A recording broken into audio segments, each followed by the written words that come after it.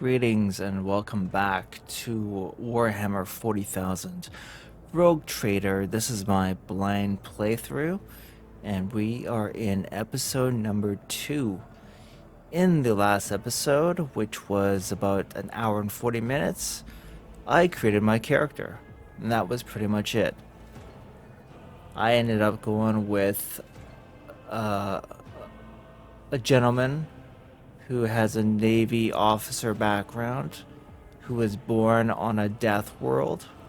So he is hardy, has good survival instincts, knows how to tough it out, is physically imposing, and he'll probably end up being a close range melee fighter.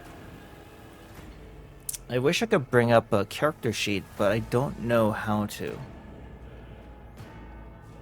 I'm still getting to grips with the controls in this game. I've just completed, at the end of the last episode, I had a brief interaction with, I guess, he's the captain of the spies or something or other. And I'm supposed to now go to a meeting with, I would assume my benefactor, who is the Lord Captain of the Rogue Traders, and I'm gonna find out what my mission is. Find out why I'm here, what I'm doing, all that good stuff. This is gonna be, I assume, a prologue and a tutorial into how to play the game. So yeah, thank you very much for joining me. I will be doing more of these playthroughs. Certainly, there's going to be many more, as I hear this is a very long game, very in-depth, and I've only just begun. So thank you for joining.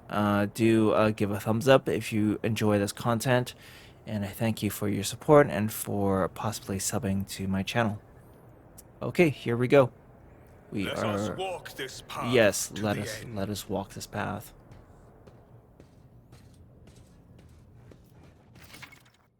Okay, interactable objects. Some objects in the game can be interacted with in a special way. They are marked with specific icons. Some icons allow you to study objects, others will transfer the character to neighboring locations or launch a small event. These icons become visible when your character is standing close enough to the interactive object. You can interact with such objects using A. If there are multiple interactive objects next to the character, you can switch between them with LB and RB. Some interactive objects, such as doors or chests, are not always marked with icons. Move your character closer to the object. If it is highlighted, the object is interactable. You can also bring up the cursor using left stick click and hover over icons or highlighted objects with it. Use the cursor to interact with objects by pressing A. Okay, so there is like a bit of a mouse emulation mode when playing with the gamepad. It's interesting. Press the menu button to highlight objects your character can interact with.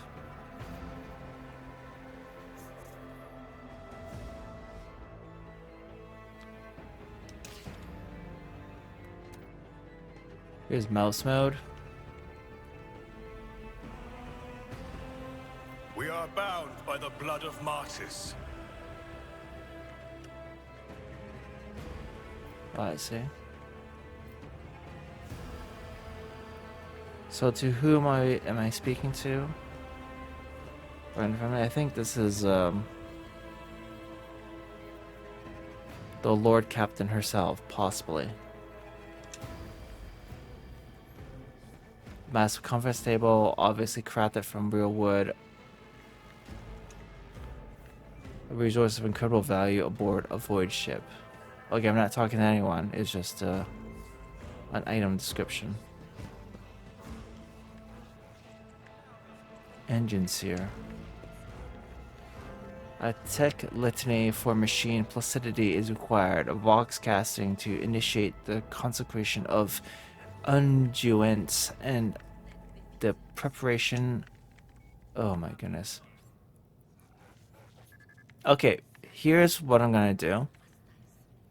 During major dialogue, so anytime the dialogue UI is brought up, I will be doing my best to read the dialogue out if it's not being read out by the voice actors. I hear the voice acting is not fully voice acted in this game, so there's gonna be a fair amount of reading, I believe. So I will be reading any text or dialogue that isn't being read out by a voice actor. My potential responses and dialogue, I will also try my best to read everything. I think overall that's going to help me focus on the plot and the characters and the story. So I don't mind doing that. It will mean that some bits will go a little bit slower, as normally we only read slower than how we can actually scan by reading silently, so we'll be a bit slower. For these incidental NPCs, as you can see, they can be a fair bit to read, and I don't want to read everything out loud, and they will also disappear very quickly. There's probably a setting to control that, Know your but I'm not duty. going to look for it right now. Show the data on the vid screen.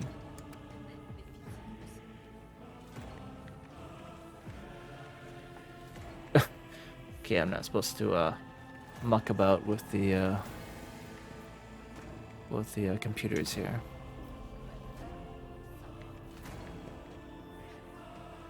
Okay, let's talk to the crew officer.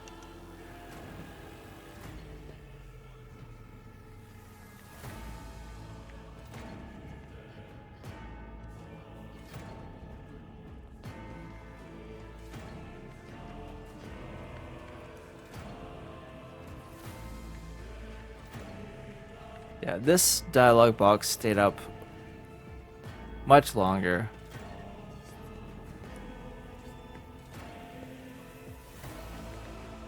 Okay, there. There's a chance that these dialogue boxes will disappear sooner than I would want them to, so that's why I'm not going to read them aloud. The divine watches over us.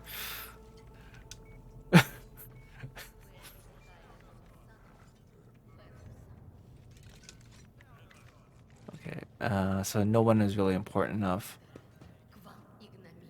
So I'm just going to keep walking forward.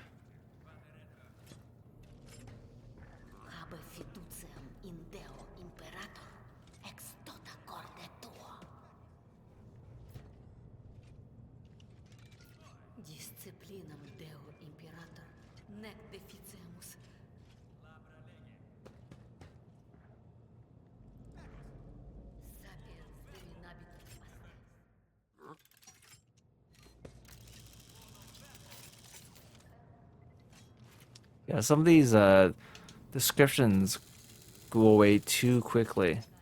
Yeah, I could barely have enough time to read all that. There's got to be a setting. That's quite that's quite annoying actually.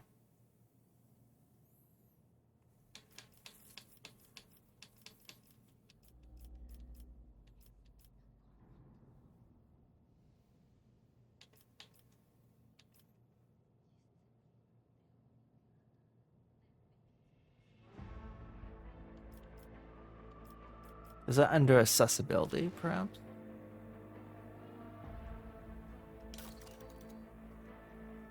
No.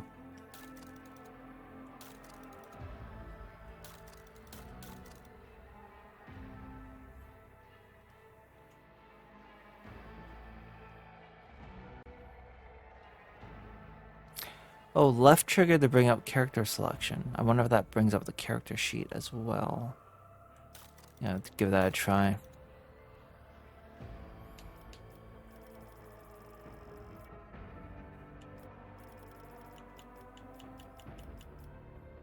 Dialogue settings.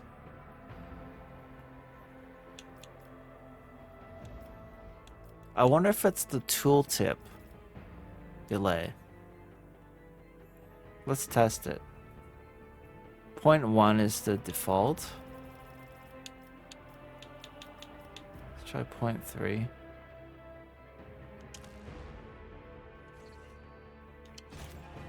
Let's talk to the servitor again. No, it still goes very, very quickly. With each step, Alright, I I'll figure it forge out. my I'll figure it out destiny later. among the stars. There we go. Cutscene. One of the Fon Valencia's trophy rooms.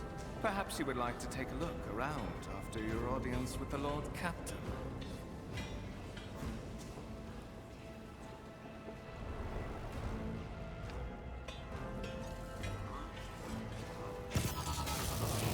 What's happening?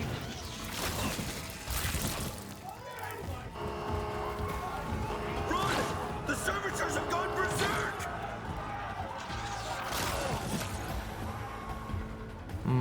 How convenient.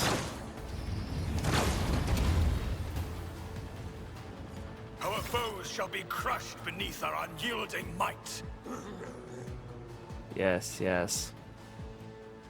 Gotta have a combat tutorial. You have been ambushed. Battle begins. To survive in the grim darkness of the far future, you will have to face enemies of all kinds and fight for your life. These hints and tutorials will familiarize you with the combat system of Warhammer 40,000 Rogue Trader.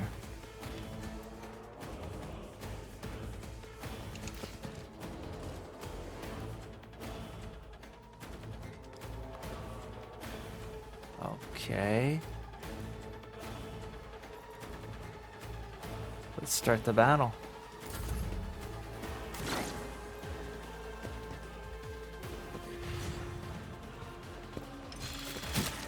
Oof.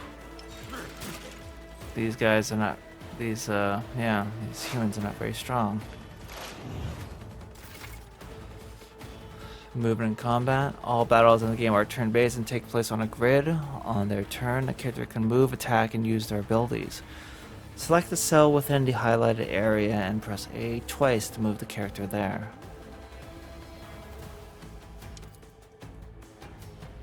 Movement and combat. Movement points, MP, determine how far a character can move on their turn. Oh, okay, I thought during character creation, I thought MP had to do with like mana or something. But it's movement. Makes sense now. 1 MP corresponds to 1 cell on the battlefield. Moving diagonally is more costly. Every second diagonal cell uses 2 MP. At the beginning of each turn, movement points are restored to their maximum value. Note that once a character starts moving, this action can no longer be cancelled. So I've got 6 MP.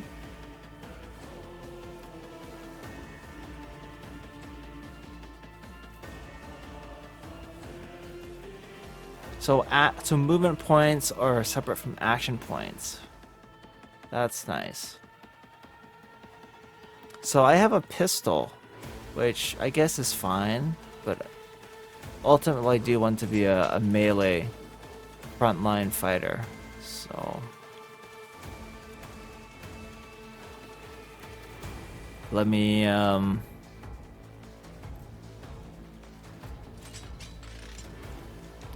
maybe move here. That's 5. 1, 2, 3. 1, 2, 3, 4. 4. So yeah, I got 2 movement points left. I'll just stay here. Do I have to use all my movements? Or can I attack? Oh, this is just the movement phase, or can I also attack?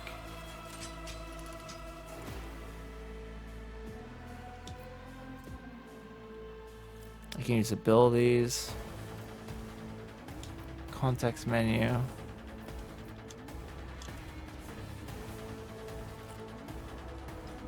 I assume this means I can attack.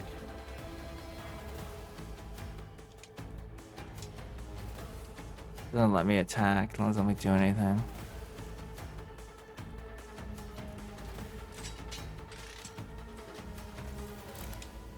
I just dropped my weapon or something. Oh, okay. I can just end my turn, but I want to be able to take action. Let's use up all my movement then.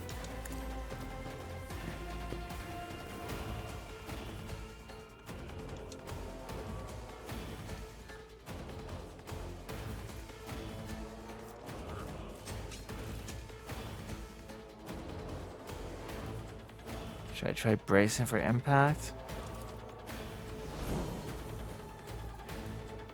Okay. And I guess I end my turn now.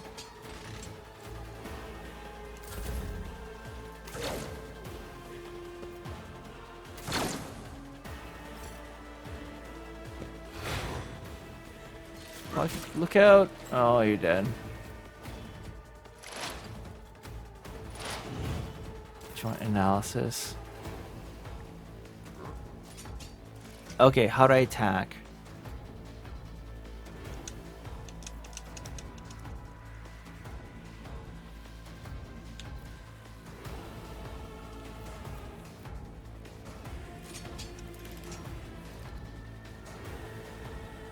One AP to shoot. Actions There we go. will speak I missed. louder than words. Your character has just missed. To increase hit chance, equip your character with a decent weapon and place them on a vantage point. Abilities and talents that improve the weapon skill characteristic will help you hit more often in close combat. For improved marksmanship, learn talents that increase the perception and ballistic kill characteristics. Yeah, you know, I'm a melee fighter, but they start me with a ranged weapon, which is kind of annoying.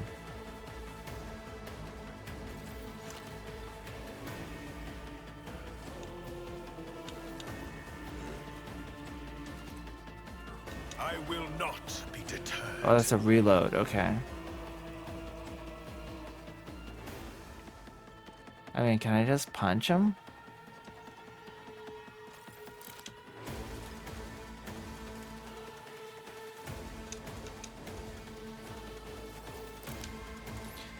Okay, for a tutorial, it doesn't explain much at all, I have to say.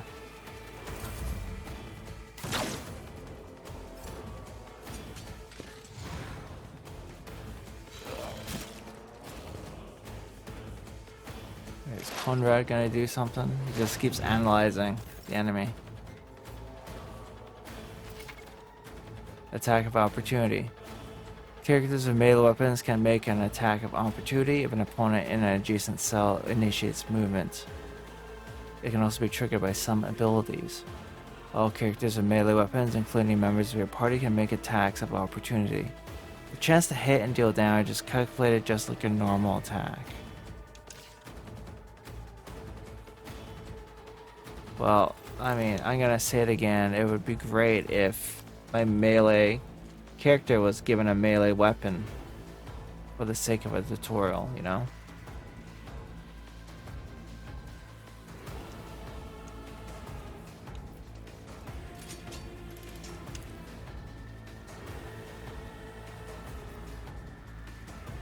Rejoice in service.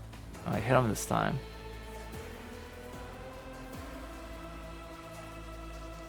Do I have to reload again? The Emperor commands. Friendly fire. Be careful. Companions can get hurt by your burst attacks or area attacks. To avoid friendly fire, keep an eye on the trajectory of the shots and the area of effect of area attacks and melee burst attacks.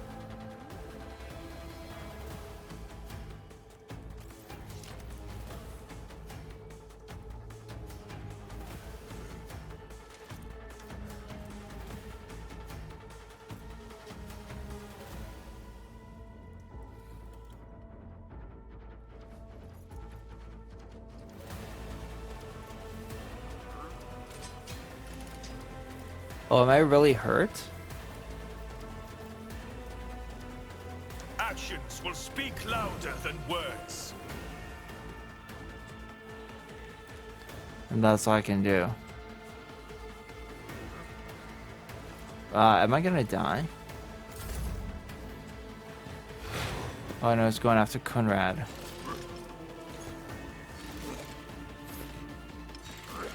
Wow.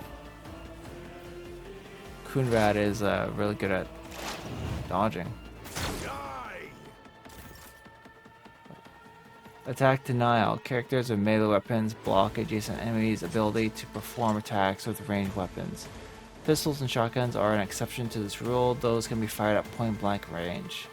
Good to know.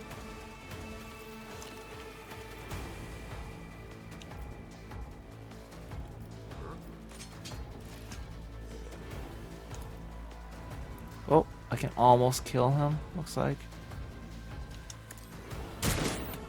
I missed.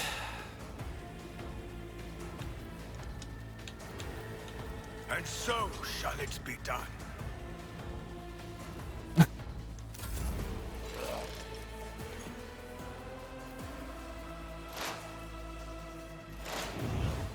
For the glory of the Imperium! Good job, me. Suspiciously Good job. poor timing for such an accident. Servitors malfunction on the officer's deck at exactly the same moment when the rogue trader and her heirs are gathered here. I have blocked all passages between the upper and lower sectors of the residential decks. If this is a deliberate attack, it should stop the culprits from advancing their plan.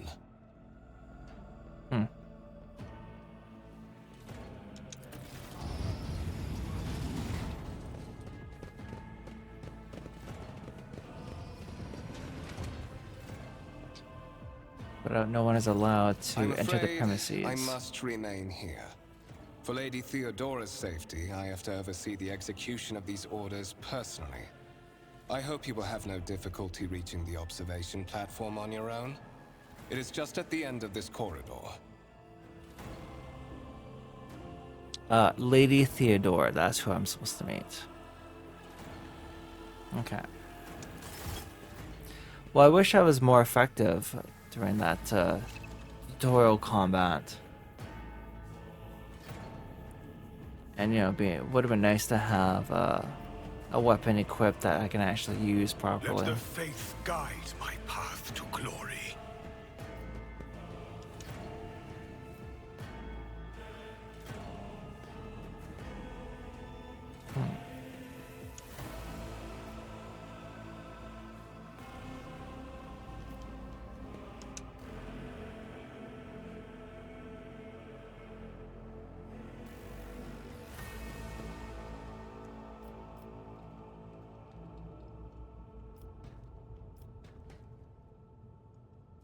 It's funny how these tooltips get so easily obscured by the UI. You can open the map by holding menu button to orient yourself. Cool.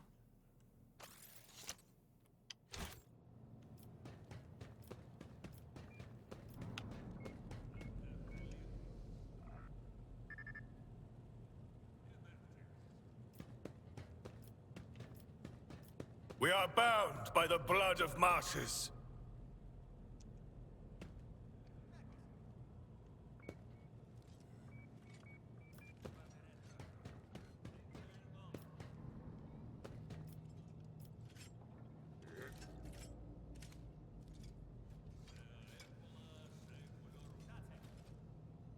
Oh, it's absolutely safe now, is it?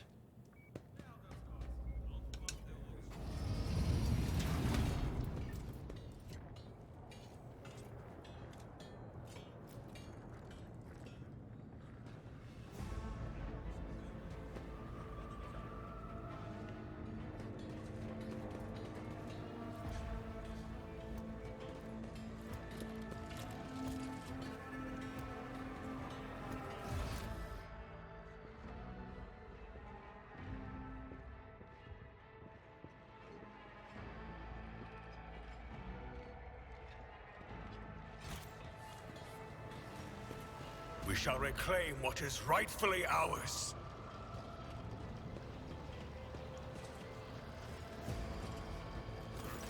That is simply irrational, Lady Theodora. Assimilation into the trade structure would be political and economic suicide. Practically an admission of heresy.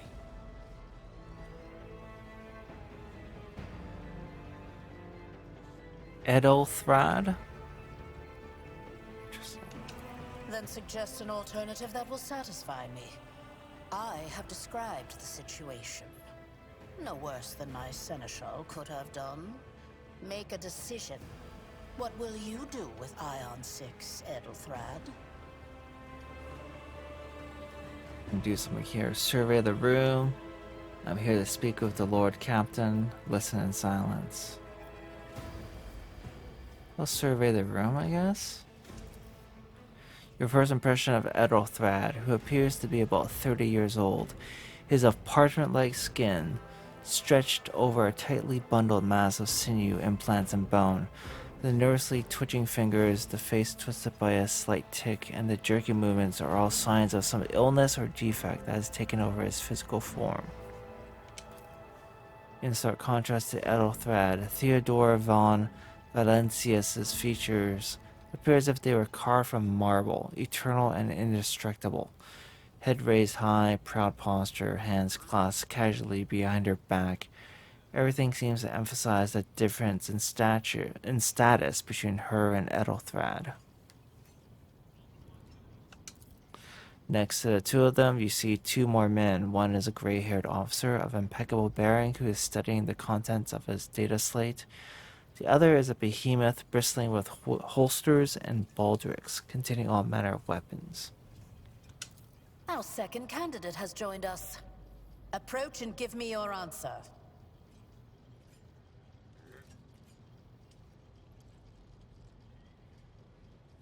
Macarius, approach and give me your answer. Consider this hypothetical situation. Ion 6. A new world on the fringes of the Coronis expanse. High seismic activity, regular magma eruptions, metamorphic rock deposits, prospects for large-scale mining. The world is populated by natives who worship some heretical underworld spirits that protect those who offer them sacrifices. Flights of fancy, you might say, but attempts to install ore extractors have failed for the second time. The mining crews sent to the planet's surface simply vanished overnight. My question to you is, what would you do with this poisoned treasure? So there's a lot of stuff going on the screen. It pops up a little profile box about me. My lore for Xenos is right at 25. My chance is 89%. Success. Skill value plus 25. Difficulty modifier plus 90. Let me close that. Oh, it's not closing. So it says your character's skill reflects skills reflect their knowledge and capabilities. Some dialogues automatically initiate passive skill tests. If such a test succeeds, new information will be revealed or a hidden dialogue option will unlock. If your character is traveling with allies, the party member with the highest score in the applicable skill is selected for each given passive skill test.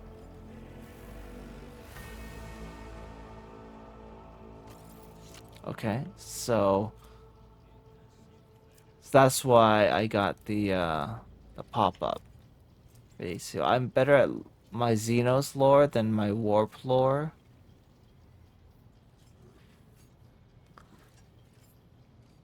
Okay, so basically the checks passed, so that's why it says succeeded, and because it succeeded, I was able to select these options as one of my responses. Let's see the first one. Those spirits could well be the natives' name for dangerous aliens. I would first verify if that is indeed the case and if the population of Aeon 6 engages in Xeno worship. There are ways to confirm whether what is happening at Aeon 6 is witchcraft or not. It might cost several psychers to do so, but it will give us the answer.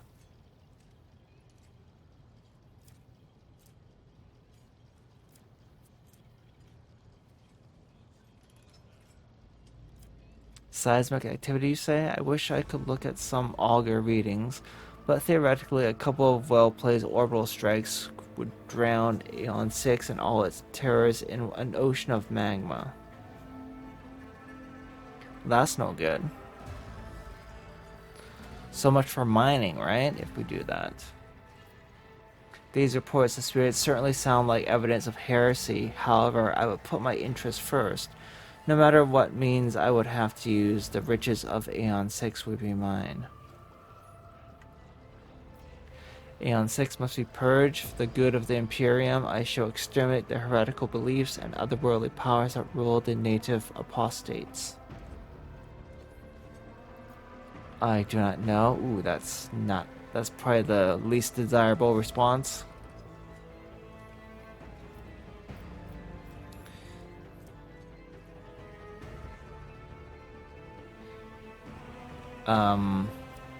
Go for the first one, I guess. Reasonable and prudent. However, chasing after ethereal creatures may prove a rather long and fruitless endeavor. Apart from Xenos, an untrodden planet might be teeming with myriad horrors that are far more dangerous and difficult to eradicate. I suspect that you are simply unaware of their existence.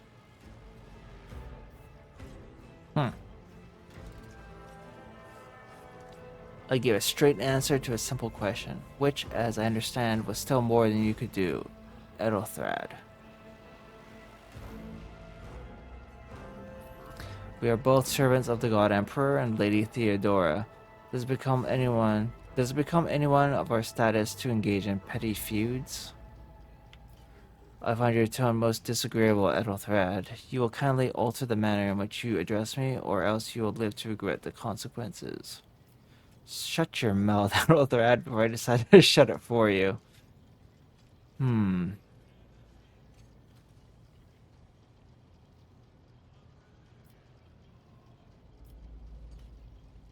I like the first response. Insolent, ignorant upstart. How dare you? Edelthrad, I believe I gave you an assignment on this ship. Explain to me then why my senior congregator is still dawdling about the officer's deck, instead of proceeding to the middle decks to commence the inspection of the compartments in his purview. I beg your forgiveness, Lady Theodora. Your presence has such a profound effect on me that I well forgot the time. Ethelthred bows ceremoniously and takes his leave without sparing you another look. So, why are you here? It doesn't seem like I made the best impression, not the worst impression, but not the best either. Was it not you who sent for me? There are questions that I wish to have answered. I do not notice it. I hope you will clarify that.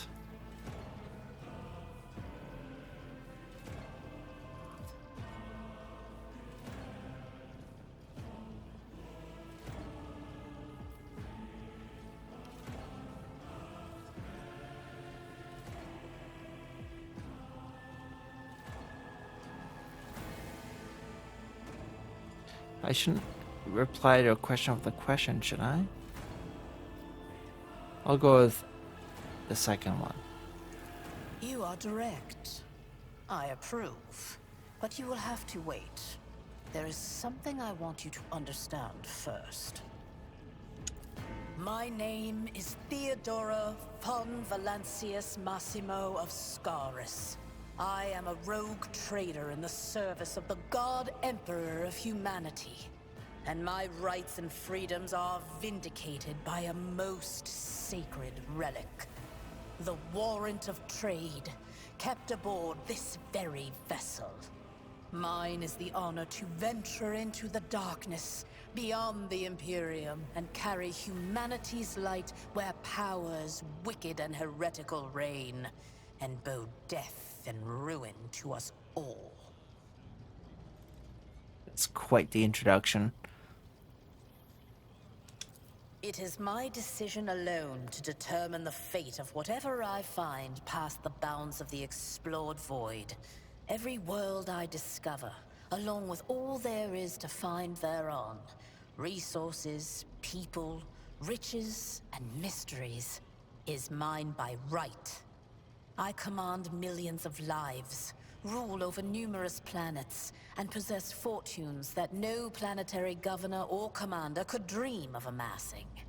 And you are one of those with Von Valancius blood in their veins and a rightful claim to this inheritance when the hour comes. That's quite that's that's quite the scope of power for a single person. It almost reminds me of being an inquisitor, except instead of investigating heretical matters, you're an explorer and conqueror.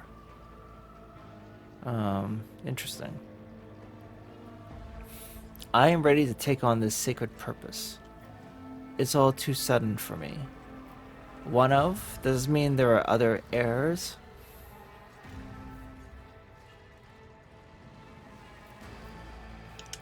Oh, yes. You would be, wouldn't you? The question is, am I ready to choose you over the rest? You came aboard hours before the warp jump, and have not yet distinguished yourself in any way. As things currently stand, I have doubts that you are suitable for the role of rogue trader. Oh, really? Blood right alone is not enough to earn the high honor of becoming the bearer of a warrant of trade. Nonetheless, your abilities and talents may yet prove useful. If not for the role of Lord Captain, then for that of their closest ally.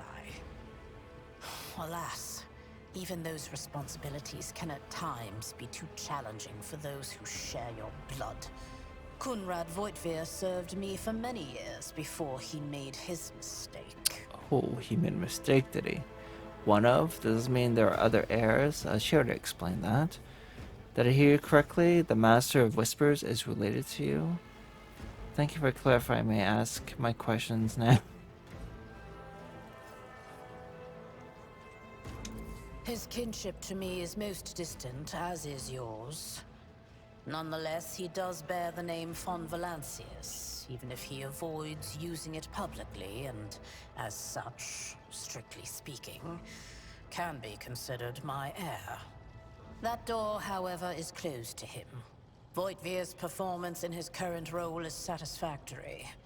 Or it used to be, at least.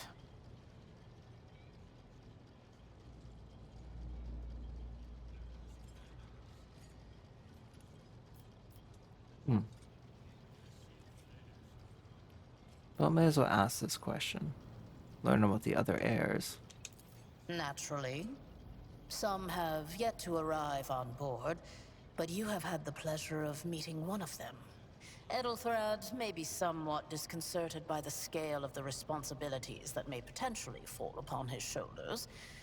However, I have a good feeling about him as a candidate. You have a good feeling about Edelthrad, but not about me? If you are satisfied with Edelthrad, then what sense is there in having this conversation? Why are you wasting your time on me?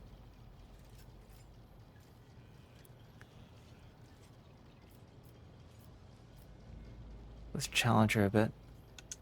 Impatience. I am rather fond of impatient people.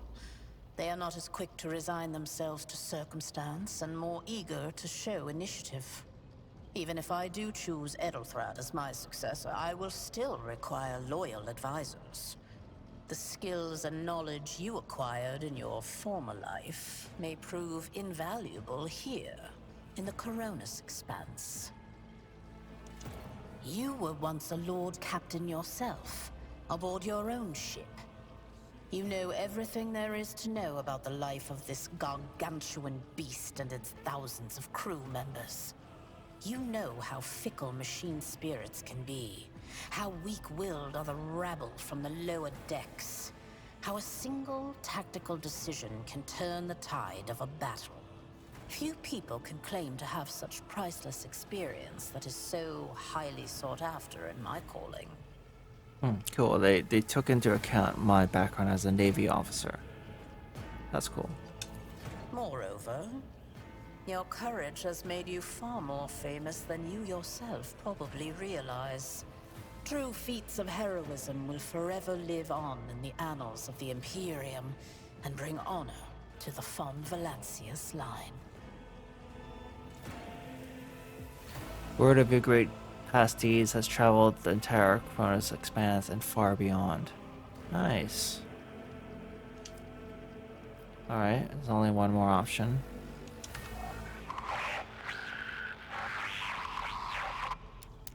I have some time before the navigator gives the signal to initiate the void ship's translation out of the warp, and my presence is required on the bridge. Okay, I don't want to sound like a dope, so I'm not going to ask that. An incident took place on the officer's deck. Some servitors went berserk and attacked the crew. Where's your ship headed? What are my current responsibilities? Gracious Lord Captain, surely there are ways I can prove myself a worthy heir. Talk about the incident? Is that so? Perhaps the technomats were careless during maintenance. Or it could be the warp playing tricks on us in spite of the Gellerfield.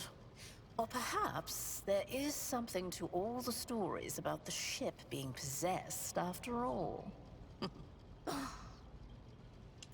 Lady Theodora, for the God Emperor's sake, surely you do not intend to start repeating idle rumors spread about by uneducated riffraff. Enough, Abelard. Such hearsay amuses me. Idira eagerly retells me everything she learns from the whispers of her unseen advisors.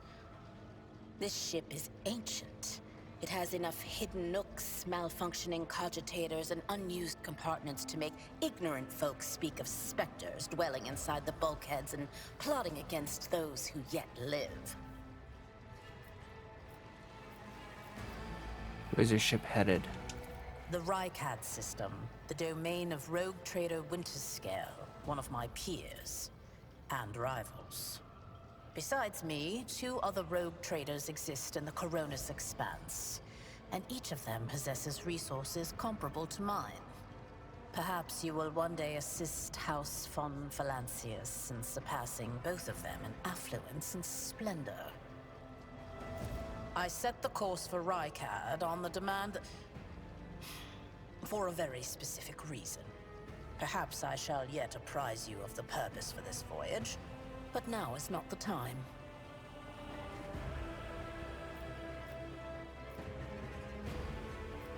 That's my current responsibilities. Observe, learn, absorb. It will take time for you to find your bearings aboard this vessel and in your new position. Eventually, I will find a post that suits you as I did for Edelthrad. Until that time comes, consider yourself my aide. I have no more questions. In that case, I shall head to...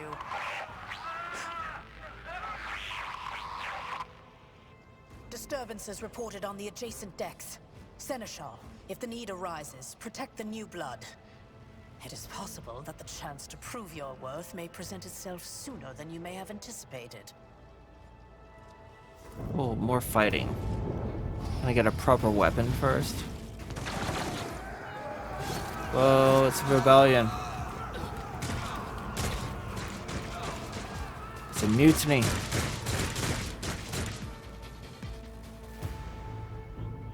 Grovel before the faithful. You'll make a suitable sacrifice? Alright. Initiative. All combatants act in turns and their order is determined by initiative rule. The order of turns is displayed on the left side of the screen from bottom to top. The character at the very bottom goes first, then the one above them, and so on. Another ambush. I really want to get a new weapon.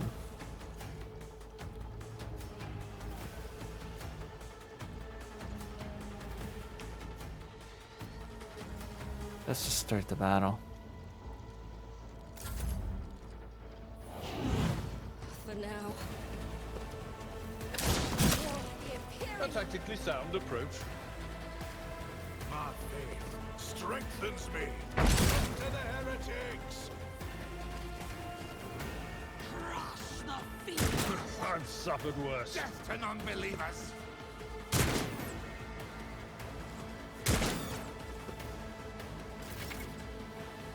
Cover. Use cover to avoid enemy attacks. Cover that a character can hide behind are marked with a shield or shield with a skull. When standing close to them, the character will automatically take up an advantageous position. In this case, the chance that enemy attacks will hit the cover and not the character behind them increases. The character will not receive a bonus if attacks from a side not protected by their current cover.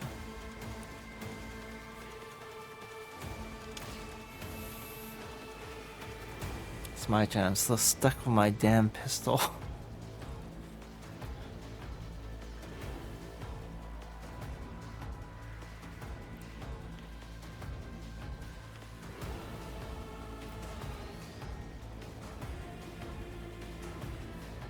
Okay, let's move over here. Let's help out Abelard.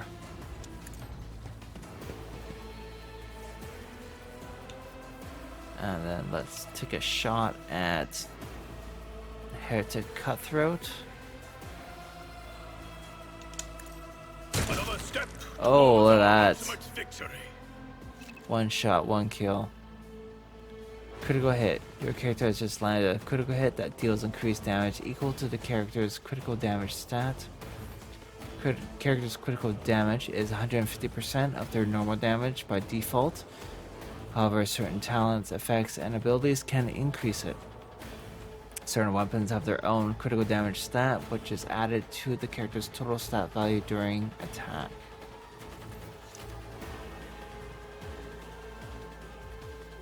I'm gonna reload. Rejoice in service. And I'm done. My turn. I serve the ruinous powers! I bring ruin. These cutthroats are not very Just a minor setback. dangerous, Guides me. but they make up for the numbers, I guess. Well, I took care of this one. One fewer target. Follow my lead. nice. Out of my way! Ugh, my ears are ringing. Abelard's taking the most damage. I wonder if I can shoot the guy from here.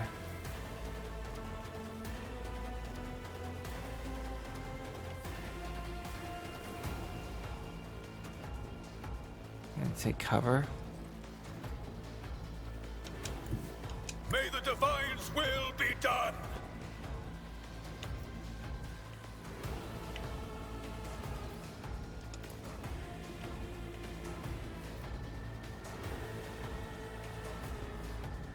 What's my chance for success?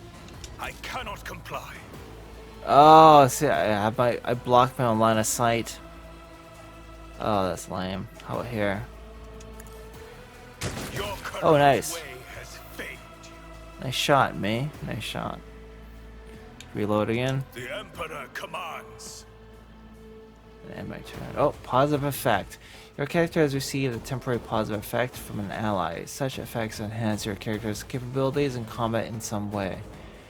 Press left stick to activate the initiative tracker. Select the character using D-pad and press X. In the character information window that opens, select the effect and press right stick to learn more about it.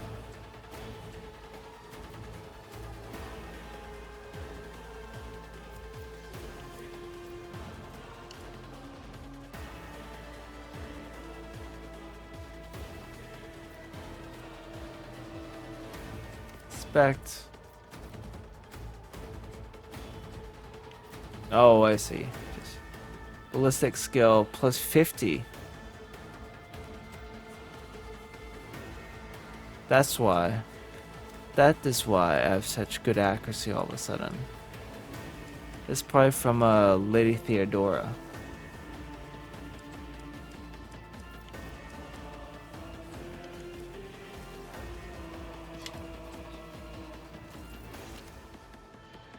End my turn. Emperor, protect me.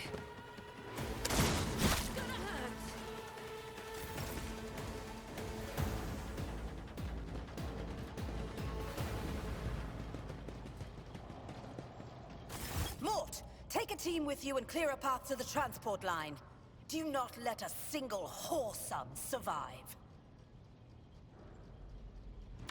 Didn't bat an eye when that scum burst onto the deck, huh? Not bad.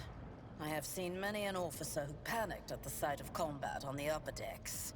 The false sense of security offered by their position makes them that much more vulnerable to the harsh realities of warp travel. She looks at the Vox in her hand. All I can hear is lifeless static. What is happening? What are your orders? Mort has gone on ahead to clear a path for us. If you want to make yourself useful, go after him and see if the Arch-Militant requires aid. And be quick about it.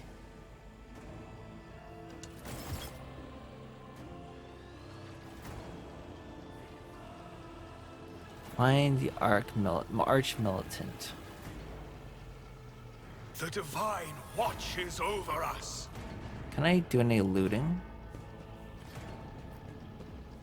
Doesn't seem like I can.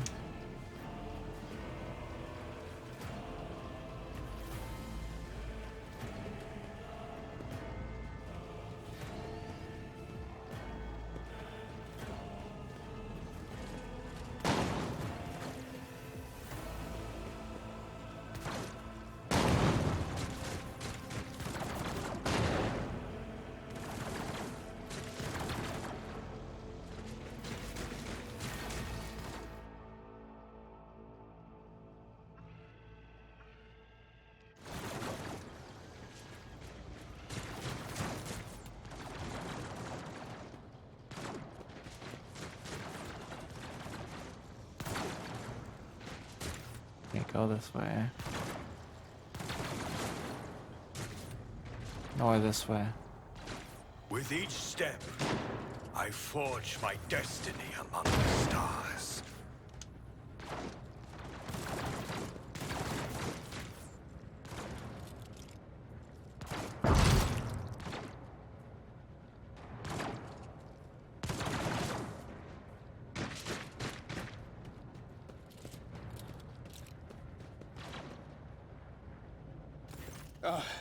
Thank Providence you are alive and well.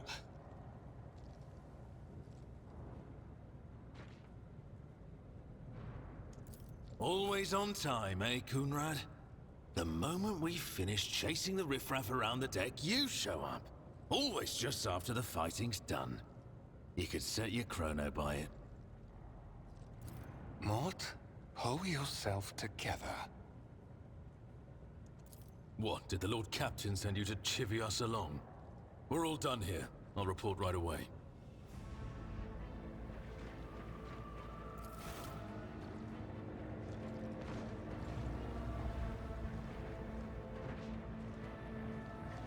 Master of Whispers, what is happening on my ship?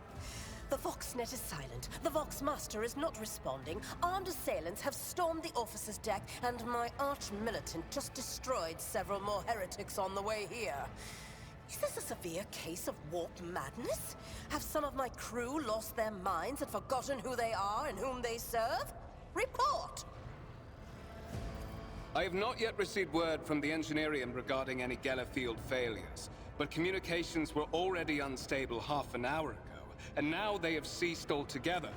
Whatever the cause may be, the consequences are spreading fast. I am receiving scattered reports from the middle decks, and the only voxcasts from the lower bays are one-way heretical gibberish. That the madmen have already reached the officer's deck suggests that this outrage was planned in advance. Perhaps this is an organized mutiny.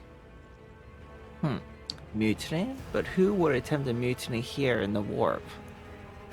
A mutiny against the Emperor's anointed? Execute the traitors, every last one of them. You must provide immediate assistance to those still on the middle decks. Perhaps then we might stop this wave from spreading. If this is indeed a severe case of warp madness, then the situation is dire. Okay, third option. First, we have to confirm that the bridge and the navigator's sanctum are secure. And I have the means to do both things at once. Her expression changes as her eyes flash ominously. Edelthrad, where is he? I must know if he is unharmed. A psyker aboard a ship that is potentially being assailed by the warp could pose a greater threat to himself and others than a whole army of madmen with improvised weapons. I tried to locate him, but the last thing known about his movements is that he arrived on transitional deck 18. Blast it! Master of Whispers, find Edelthrad immediately. Seneschal, locate Tlas and the Sister of Battle. Both are to remain at my side. Arch-Militant, with me. I must go to my study. And it appears we might encounter heretics along the way. Curious. Theodora glanced at you thoughtfully. If I may, Lord Captain. Transitional Deck 18 is at the heart of the disturbance, and if our goal is to bring Edelthrad back, I could use some support. After all, I'm not as adept at directly confronting enemies of the House as the esteemed Arch-Militant, and taking into consideration Edelthrad's psychic powers.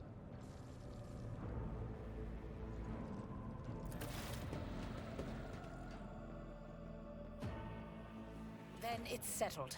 Find Edelthrad and bring him here. In whatever state you find him. This elevator leads to restricted compartments such as my personal chambers and the bridge. Do not let me down. I require you both. Do you understand? Whatever state, what does that mean? I hear and obey, Lord Captain. I shall do everything in my power. I cannot promise that I won't lose our dearest heir somewhere along the way.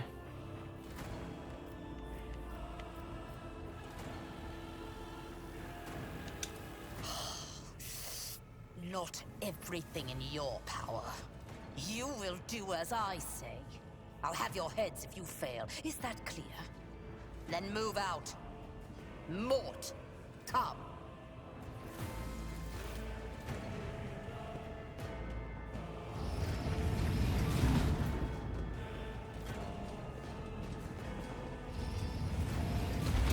She is definitely hard to please.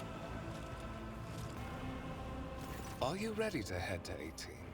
It is a long walk, and you do not even have proper gear. Oh, nice of you to notice. I shall make do lead the way. I have a proposition. Since I am the more important person here, you can go in the front to shield me from potential threats. You had better not fail me. The Lord Captain made it clear that relying on you is fraught with risk.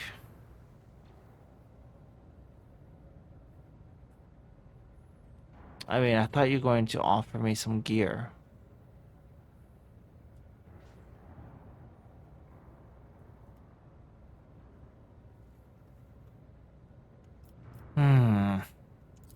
Of course you will. Lady Theodora would never have someone she couldn't rely on as one of her heirs. But that is no longer relevant. What?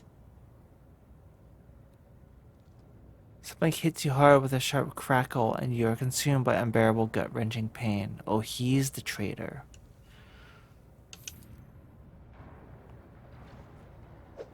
Yeah.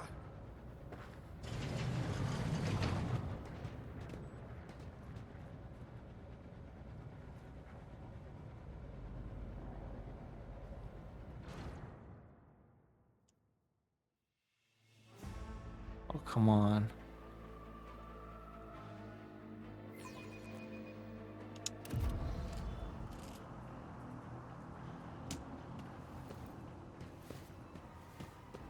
Careful, careful. Be gentle with our guest. He has an important mission to complete during our visit to the Warrant Chamber. And for that, I need him breathing. Ah, you are back with us, I see. Delightful. What's the meaning of this? Voidveer, you two-faced scum. You're the one behind this mayhem. How perceptive of you. I'll help you with the next insight. I need you here for your blood. You have the option to share it voluntarily, or I will squeeze it out of you myself.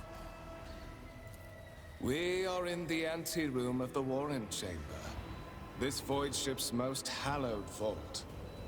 There, beyond those gates, lies the relic that gives Theodora all of her power. The sacred warrant of trade. Only one obstacle remains on my path to obtaining it. The gates to the chamber are guarded by the Sentinel, an ancient device that will only open the door to a true heir of the dynasty. I expected to do this part myself, but never mind. You will offer your blood to the Sentinel. Why are you doing this? What is it, inbred? Is your blood too thin for the Sentinel? I have no intention of helping you. I will help you as long as you spare my life. Will you let me join you? We can take the warrant from Theodora together. Huh. What is it, inbred? On the contrary, the Warp's blessing has raised me too much above your kind, Fon Valencius.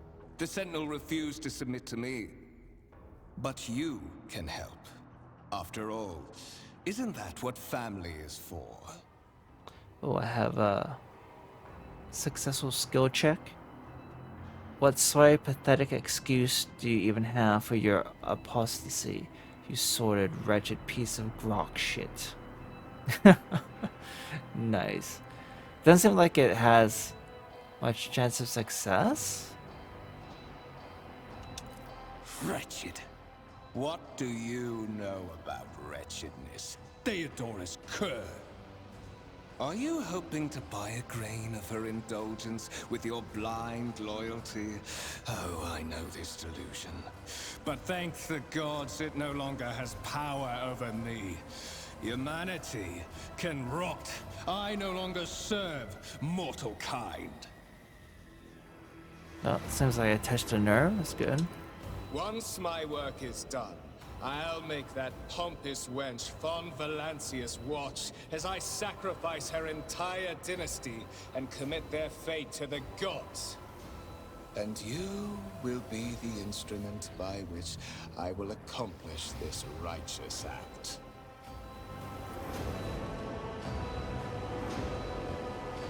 The blade flashes in a dim light and drops of blood appear on your palm. For a brief moment you feel nauseous, your head is spinning, and then quiet whispers begin to flood your mind. More and more sourceless voices echo each other, drowning out your own thoughts, replacing them with a singular urge. Go to the gate, go to the gate, go to the gate. I can fight the voice in my head. Get out, I am not your puppet. I will do as you require, but I will find a way to make you pay for this, you filth. Enough threats, I will comply with your demands.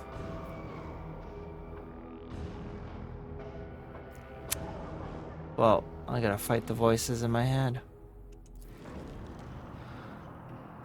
The voices in your head giggle and mock your desperate outcry. You feel this intruding influence forcing you onto your feet and making you take a step forward. Take a step toward the gates looming in the center of the chamber. You were wounded by the corrupted weapon, which led to a warp entity invading your mind. Jeez.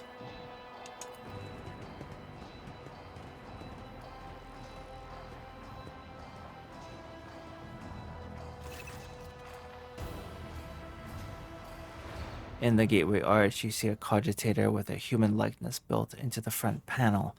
As you approach, the torso twitches slightly. This is a servitor, an obedient automaton created from a lobotomized human being.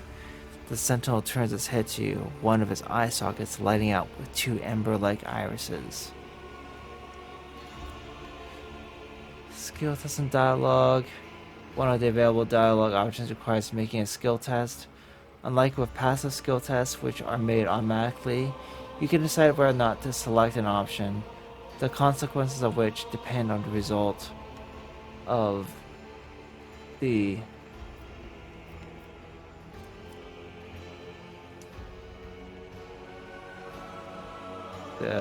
oh, there we go. Result of the associated test.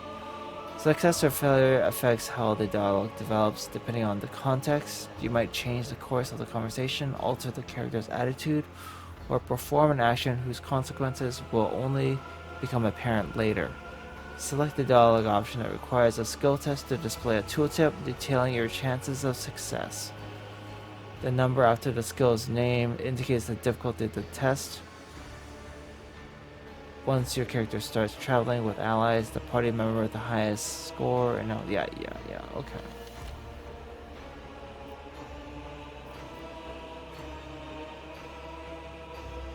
Okay, I have a 100% chance of success. Just examine the device.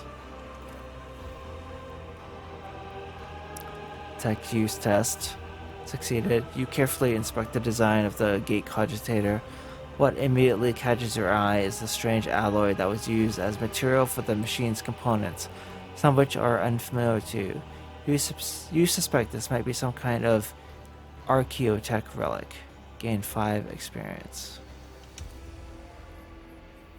The servitor on the gate begins to move. With the screeching and groaning of metal, it leans forward closer to you. Its lower jaw opens with a drawn-out shriek, much wider than the jaw of a living human could.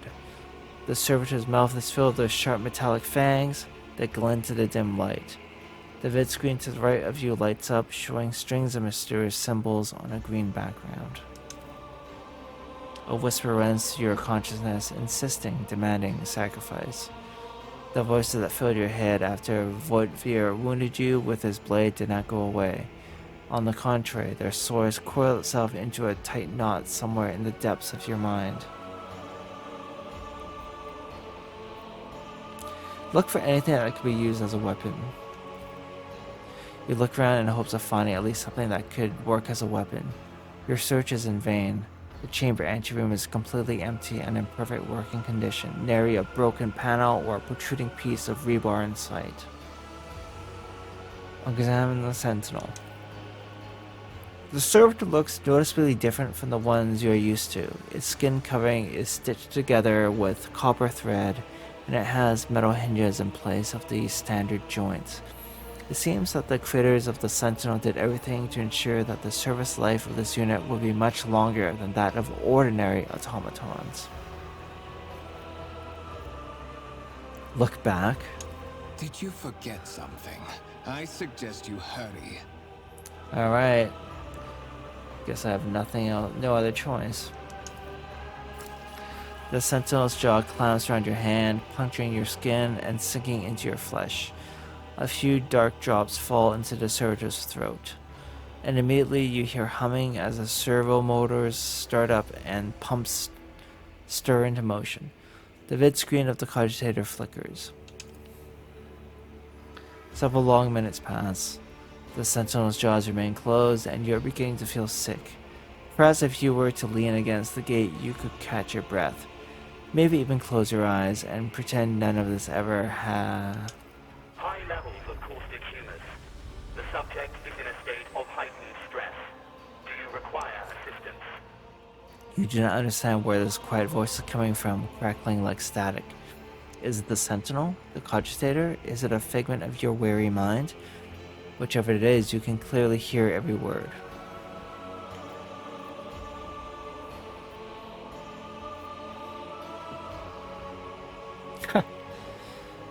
Yes, I do require assistance.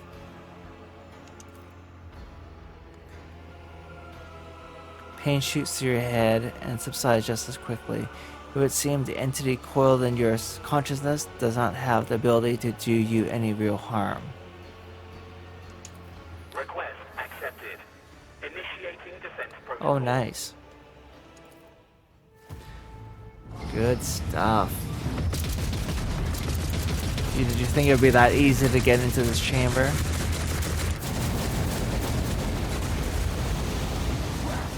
There is still another way.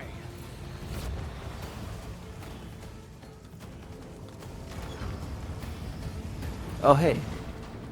I can get inside.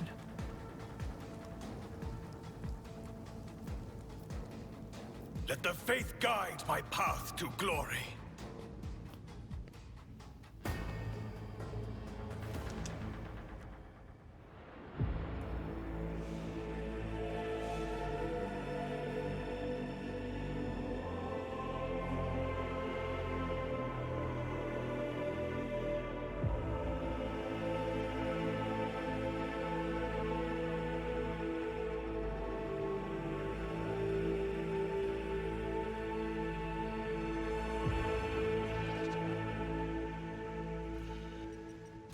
Escort the child of the house to safety. The servo skull's creaking gradually turned into comprehensible words. Escort the child out of the house to safety. What madness is happening here? Who are you? Who addresses me? I need to contact someone, preferably Theodora. I need a weapon. I am utterly defenseless. Distance from the current location to the nearest arsenal.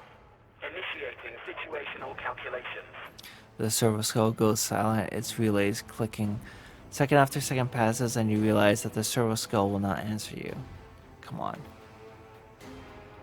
I need to contact someone. Voxcast frequencies disrupted. Initiating setup.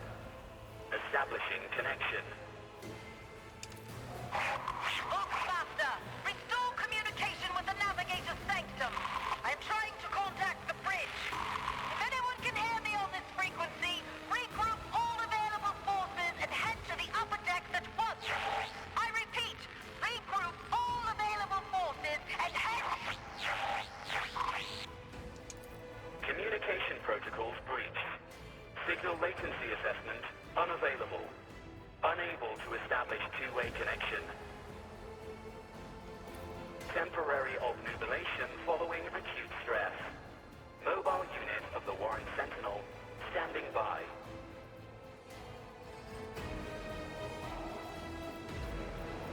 Are you the Warrant Sentinel? Mobile unit of the Warren Sentinel, designed as a personal escort of the child of the house and a means of communicating with the rogue trader's subjects. Mobile unit standing by. Lead me away from here. Middle and upper decks. Assuming the probability of safe placement in areas of concentration of armed units. Calculating. To prevent unauthorized units from breaching the warrant chamber, preemptive sealing must be initiated. The mobile unit will start executing the received order immediately after the safety of the warrant is secured. Journal. As the game's story unfolds, you will see notifications at the top of the screen indicating that the status of your current objective has been updated and that new information has been added to your journal. You can open a journal from quick access, hold right trigger, use D-pad or left stick to select journal, then release. Journal entries help you keep track of current events and guide your character on their journey. The Quest tab tracks the progress of the main story. Here you can find information about any quests you have accepted and their current status. Use the journal to remind yourself about the next step of your adventure. The rumors and contracts section also contain important information. You will learn more about them later.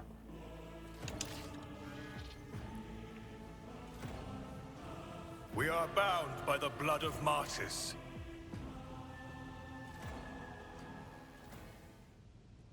Okay, you know what I'm gonna try? Duty. No suffering will make me forget his sacred words. Okay. Burn the heretic, kill the mutant, purge the unclean. Who's talking? Is there a PA system here? And then there's just some guy ranting over the PA system? I was just gonna say, I failed to try pressing the trigger buttons on my controller to find my character sheet, and so now lo and behold, here it is. My inventory and my character sheet. Okay, I was hoping to find a melee weapon in my inventory. I've got nothing. Actually, since I got ambushed, they must have taken everything. So, I'm gonna have to recover my stuff.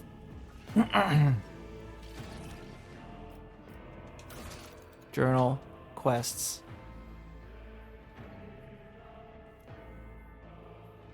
By the right of blood, rogue trader Theodora von Valencius desires to personally meet with the person recently brought aboard her flagship. That's me. A storm is brewing over the dynasty, so the Lord Captain has something important to share with her heir, if she ever gets the chance. Seal the warrant chamber. No one must reach the warrant. A simple order to the Sentinel Cogitator will lock the chamber. Okay, that's what I'm going to do next. And the rest I've already completed. These are what the check marks mean. These are done. No rumors, no contracts. Contracts must be side quests. Okay. Let's lock the door.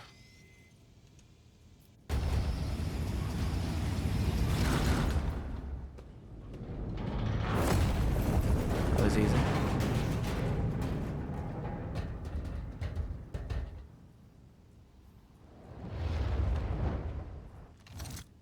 Oh no, I'm unarmed.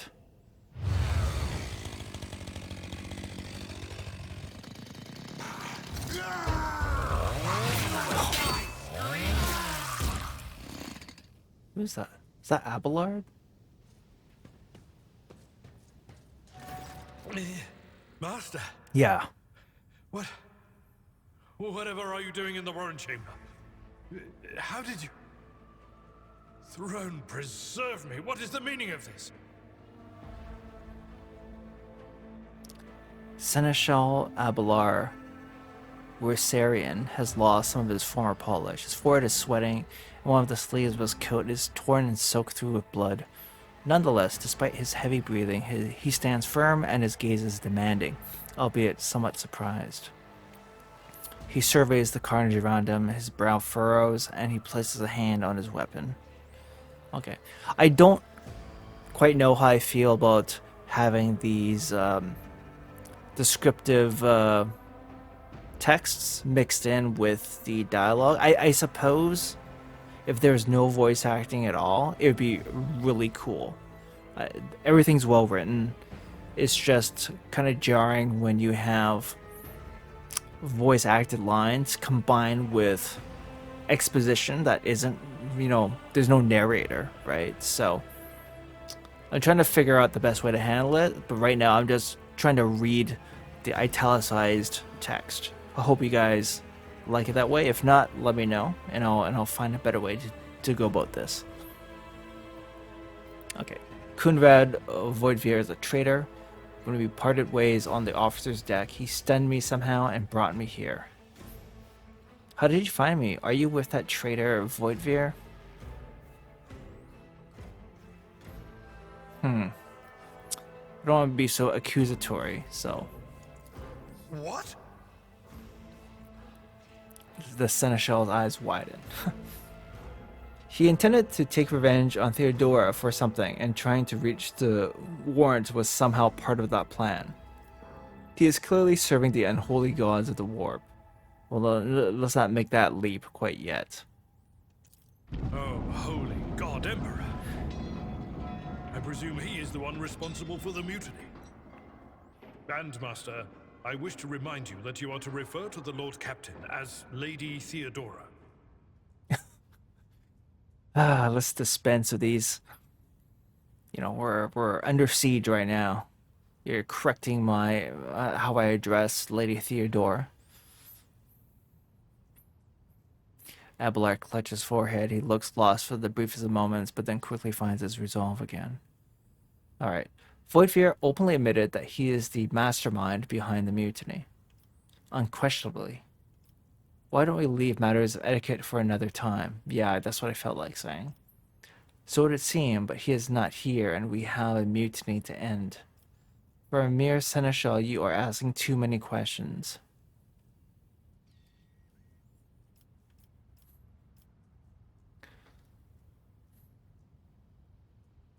Why don't we leave matters of etiquette for another time? Absolutely. With the Lord Captain's permission, I shall give you an hour-long lecture on how making use of proper addresses corresponds to showing due faith in the God Emperor's anointed. For now, however, we have more pressing matters on our hands. He glowers at me. You're in a bad way. I can treat your wounds. I have a Medicaid kit with me. And, for the love of the throne, now is not a good time to be walking around the decks without means of self-defense. Here. Abelard, my good man, you are like an angel come down from the heavens. Items receive axe, auto pistol, flak chestplate, and medikit. My god. You can lecture me on etiquette all you please, all day, every day. You're the best. Treating injuries. While fighting, your character can lose some of their wounds. Your character has suffered an injury after being attacked by Conrad. This happens when a character receives damage that exceeds 50% of their maximum wounds. So there's things called injuries, okay? Within one round, okay.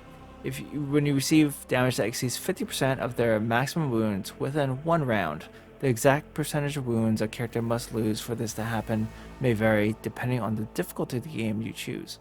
Injuries reduce the character's resolve.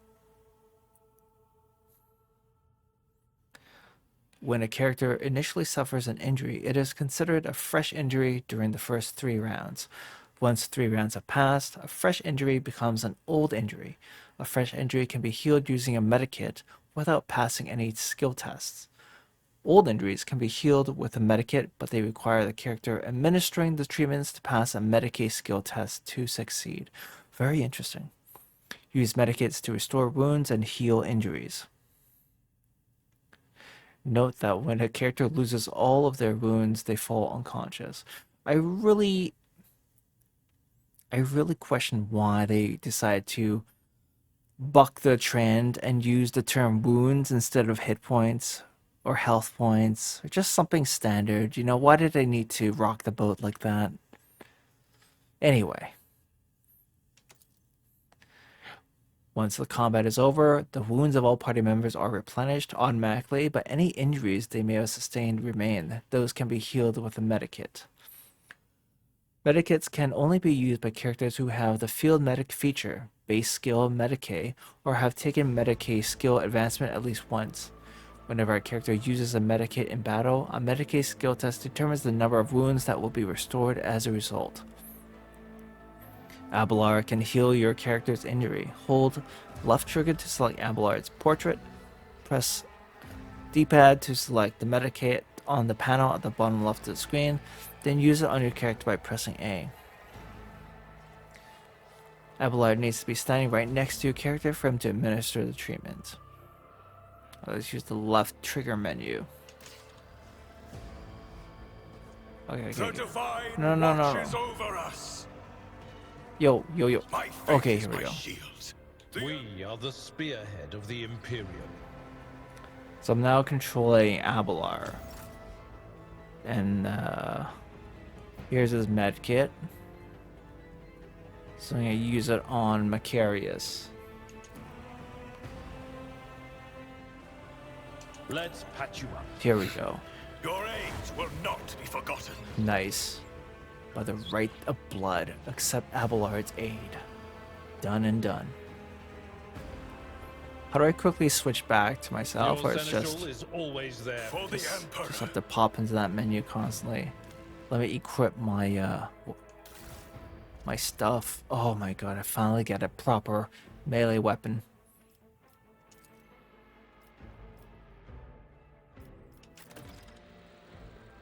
Oh, by the right to blood, arm yourself. I can have a secondary. Oh, dope. Oh, dope.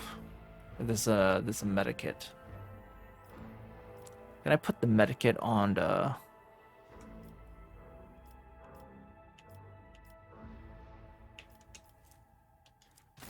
That is a noticeable improvement. Now you're prepared for the trials ahead. I was gonna ask myself if I can put the medikit on like a quick access belt or something. The lower decks are teeming with heretics instigating the rabble to revolt. But that is the least of our problems. The ship's enforcers are rounding up the scoundrels and suppressing the resistance. The situation on the middle decks is much worse, although strike teams have already been dispatched there. All communication with the bridge and the engineering bay was lost. So, apart from scattered voxcasts, we have no information to go on. But that is not the worst of it all. All these jolts and shaking are most alarming. These are signs that the navigator and the master helmsman are having difficulty translating the ship out of the warp and into real space. I fear that they may have already lost control. We must reach the navigator's sanctum and get a handle on the situation. If we can manage that, some aboard this vessel may yet survive. Sounds like that could be our first priority.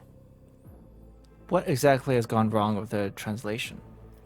How did you find me? What can we expect to find in a navigator's sanctum? I heard one of Theodora's voxcasts. The navigator's sanctum. Very well. Will you lead the way? For the Imperium and humanity, lead the way, Seneschal.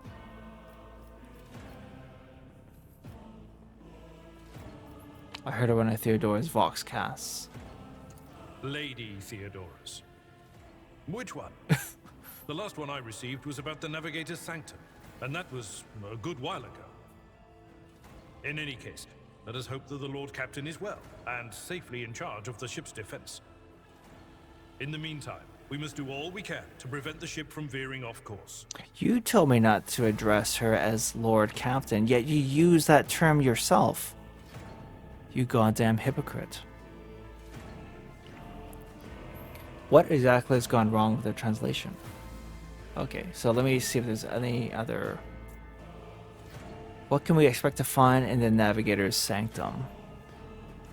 During warp transit, the sanctum is closed to all who are not involved in traversing the Empyrean. And for good reason. For the navigator to open their third eye and perceive the way, the sanctum must be bathed in the energies of the immaterial. Only a navigator can withstand such an ordeal. For the rest of us, any contact with the warp is fraught with perils such as loss of sanity, spontaneous mutations, and death. Abelard does not bat an eye as he lists all the horrors that you are about to face. Empyrean is basically another name for warp space, right? Yeah, an alternate dimension of pure energy and madness existing as a mirror to real space, also known as the Immaterium. The Empyrean, the Aether, the Sea of Souls, or warp space. See, I sort of know my stuff. How did you find me?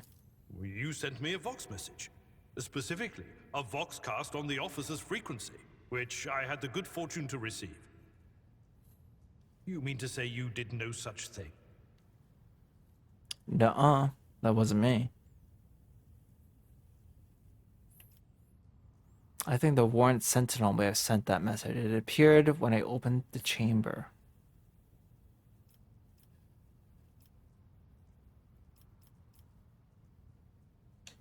Warren Sentinel? The Lord Captain barely ever ventures down to the chamber, and I was at her side only once or twice when she did. And I did not see anything of the sort. The Warren Chamber is an ancient and rather sacred mechanism that the ship's tech priests treat with the utmost reverence. I assume that whatever it is that you did, you must have activated certain processes and caused the Sentinel to awaken. But then, why did none of it happen when Lady Theodora did the same?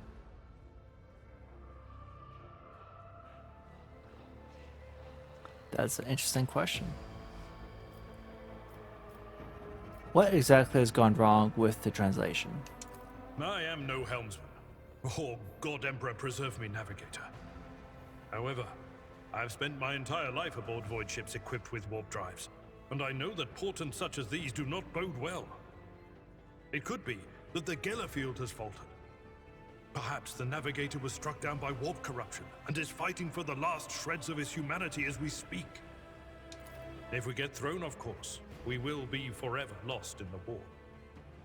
Naturally, we would likely not have long to live in that scenario. but I will not resign myself to such an outcome just yet. Nor I. Alright. Well, the Imperium and humanity lead the way, Seneschal. Come. Reach the Navigator Sanctum. Okay, let's do this. To arms, loyal sons and daughters of the God Emperor! Fight the heresy and corruption that threatens to consume our home, and with all your might, destroy those who have dared! Yeah, I would say like the italicized text is pretty unnecessary, as well written as it is. I mean, it's basically redundant, right? But I appreciate the effort. The Lord Captain is calling her crew to battle, which means the Vox networks are set up for broadcast transmission, not message exchange. Splendid. While the rogue trader inspires proper resolve to fight in her subjects, you and I shall prove that her trust in us is well deserved. Onward. Let's go. Venerate the dark gods, guys! Oh, it's a lot of enemies. I am but a faithful herald of the righteous wrath. Tactical phase. Make a suitable Combat begins sacrifice. with the tactical phase, during which characters cannot attack or take other actions, but may try to take up advantageous positions. Select the character by holding left trigger, moving the frame to their portrait, and then releasing left trigger. Choose a cell you want the character to move to, then press A. Red cells are areas inaccessible to the character. During the tactical phase, each character in the party may move up to their maximum movement points, but cannot position themselves adjacent to an enemy. That's only during tactical phase. Okay.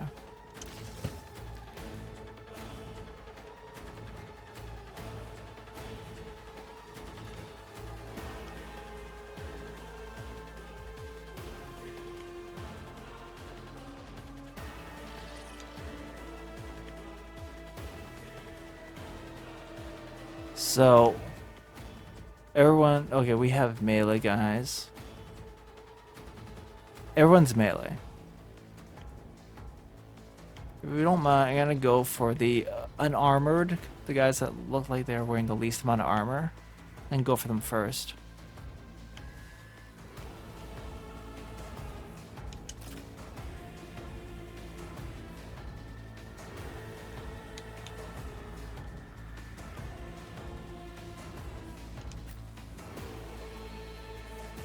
We'll split up.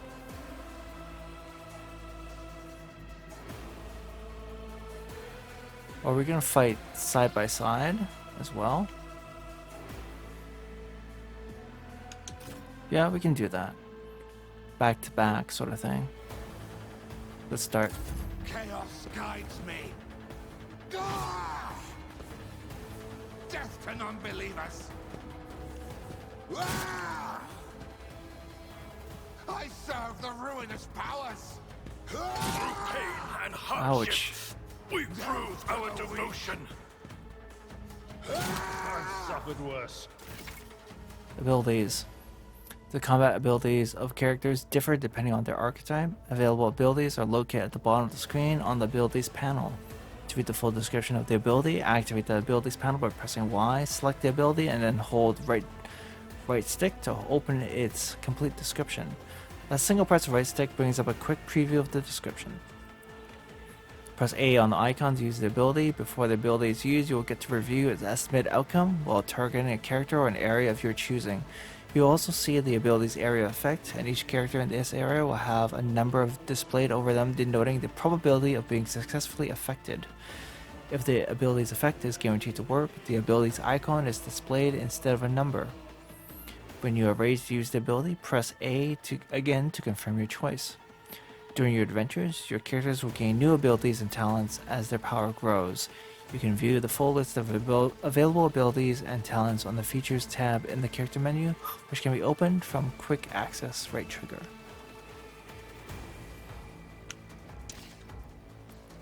Okay, so I'm up.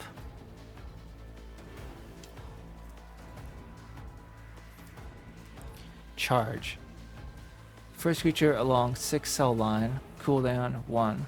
The warrior moves in a straight line and launches a melee attack against any target in the warrior's path. This attack does not count toward the limit of the warrior's attacks per turn. There must be at least 2 free cells between the warrior and the target to use charge. Okay, so there's somebody close to me and no one in line of sight, so I can't use it right now, so forget it.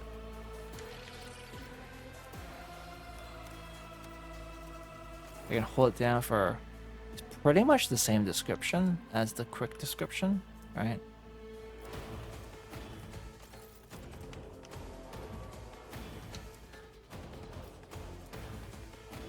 So this one... I'm trying to get a handle what this is actually supposed to do. It affects all creatures when the air effect.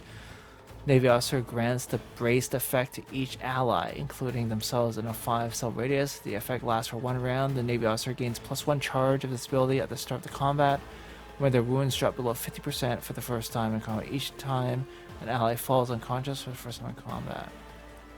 So it seems like it would benefit me to fire this off at the beginning of combat.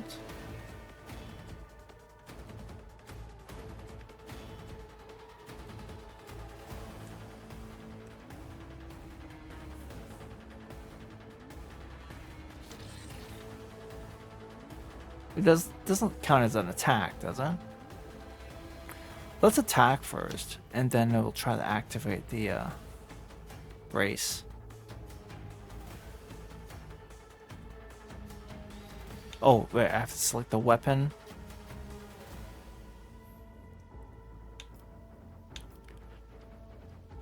Well, this is a chain axe?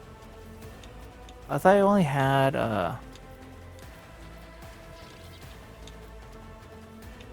well, it's like a mode of the weapon or something.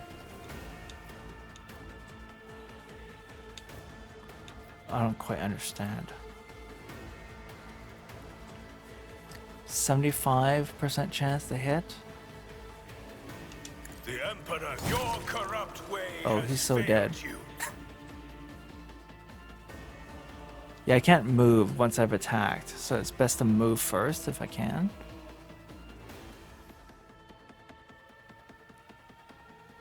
But I can shoot?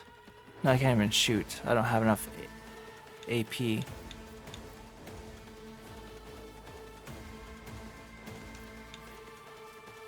I can use a charge. Can I do it from... Oh, I can do a charge. Actions will speak. Let this Oh, be that's the dope. warning to all who That is oppose dope. us. I think I'm done. Next. Out of my way! Nice. Chaos guides me. My ears are ringing. Okay, there's one ranged enemy. Your new companion is a warrior. Abelard specializes in melee combat and drawing the enemy's attacks. Charge is a unique warrior ability that works only when you're using a melee weapon and is not considered an attack action. Yep, I used it already. Don't need to tell me about that. This character is using a melee weapon. Melee attacks require the character to be adjacent to the enemy to make a melee attack. Choose the strike ability. Using D-pad and confirm your choice with A, then choose the enemy you wish to attack and press A. Unlike single shots, melee attacks hit automatically with no need for a roll. Okay. The enemy will try to dodge and parry the attack if they are using a melee weapon of their own. So I guess if they're using a ranged weapon, they cannot dodge and parry? Well, they could probably dodge, but maybe not parry. Melee weapons can be used to make area attacks. All creatures in the area will suffer damage unless they succeed on a dodge test or a parry test if they are armed with a melee weapon. Damage dealt by melee weapons depends on the weapon's parameters and the attacker's strength score. They should have just told me this information when it was my turn, but I understand this was scripted to Abelard, right? So it's not ideal, but we'll get through it.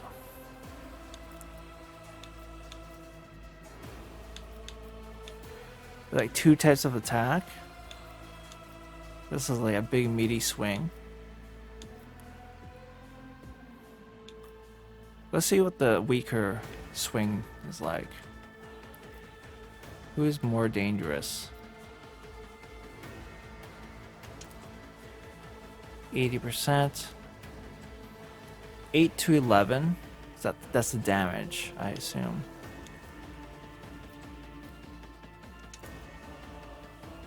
It's still the same. So I may as well use the less costly attack. Oh, he missed.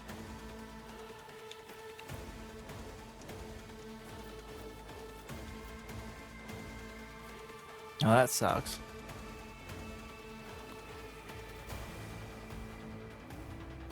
Yeah, I mean, what's the point of having 3 extra action points if I can't do anything? If I can't, well, you can only do 1 attack, so I guess I could still use a medikit if I really needed to. Okay, I guess that's why.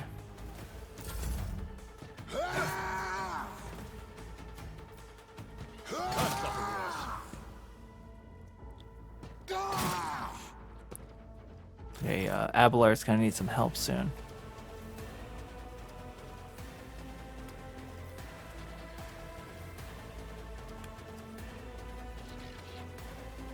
There's a guy. I'll take out this guy in front of me. I shouldn't move since the guy's right next to me. He'll have an attack of opportunity, right?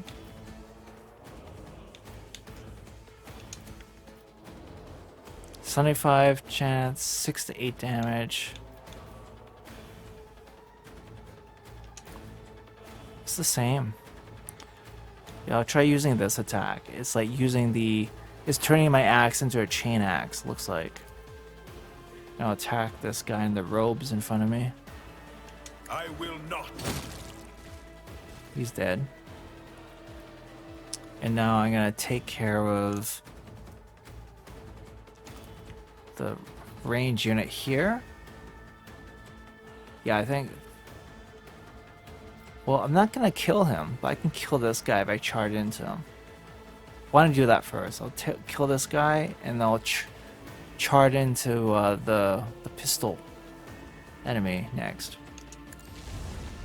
Another step towards our ultimate victory. Alright, that's awesome. That charge move is so awesome. Chaos guides me. Ah, damn, he got me.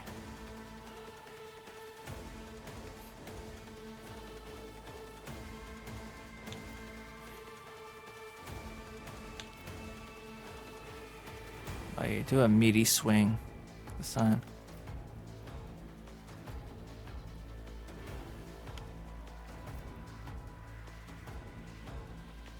Oh, this is gonna hit 2 enemies at once. That's why. That's why. Indeed. Oh, that's so awesome. Oh, it's like a sweep. Oh, and he can also charge. It will be done.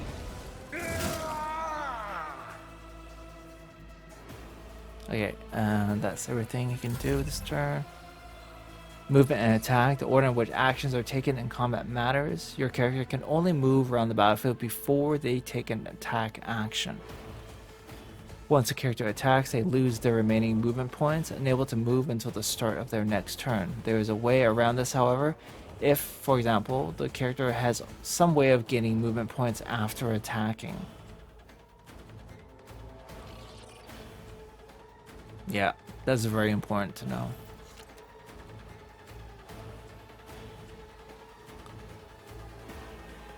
I'll just move right up to this fella. Oh wait, what's going on? Can't I move next to him? Takes 4 movement points. Oh, here we go. And then I will now take a swing. Kill him. Rejoice. Let this be the warning Nice. to all who oppose us. Experience points. You can advance the level of your character and their companions. Prevailing in battles, exploring the Cronus Expanse, and completing quests earns you experience points. Once you have accumulated enough experience, your character gains a new level. Hold right trigger to select the level up icon and release right trigger to open the level up screen. Each level gain offers your character new progression options, which include new abilities, talents, skill improvements, and other enhancements. Your companions gain new levels at the same time as your character. Even if they are not included in the active party during your journeys, you can always increase their level later. That is super important. I was worried about that. But that makes sense. That makes sense. Since you can't fit all the characters in your party, I believe the party limit is 4. I could be wrong. It could be 6. But you're always gonna have a larger roster than your away team. So I'm glad they did it just like Mass Effect. The Mass Effect games, even if you don't take certain companions with you, they always level up so that when you do take them on a mission for the first time, they have a bunch of points waiting for you to allocate to their stats and skills. So yeah, that is a very smart move on their part here.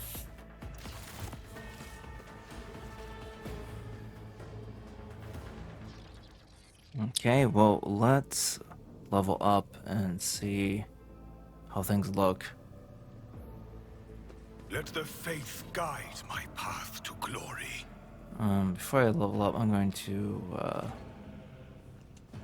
loot some bodies. Collecting loot.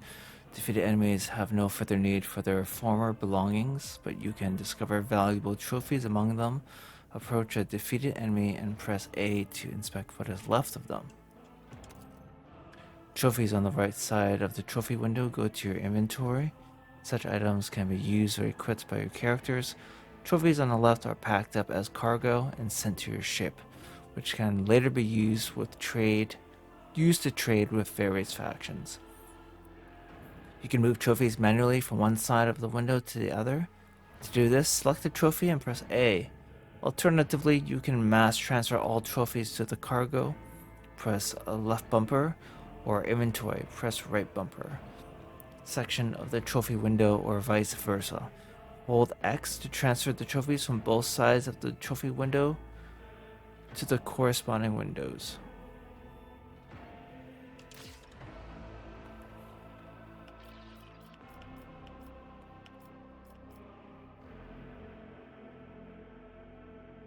So,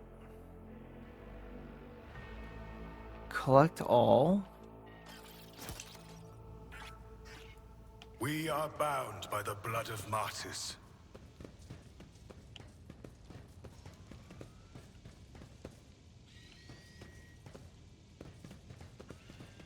That's it.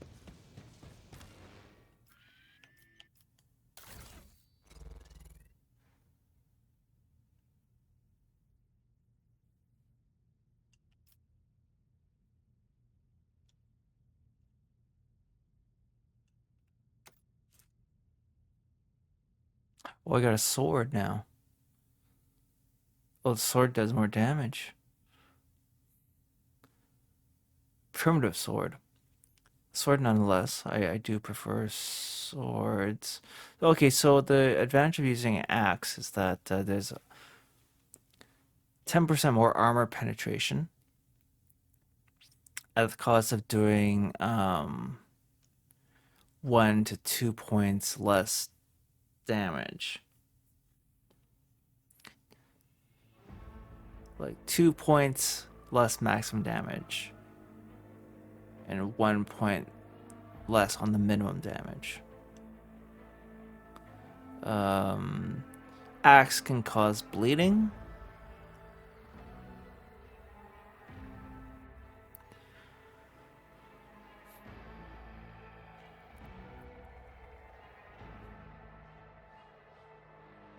Both weapons have a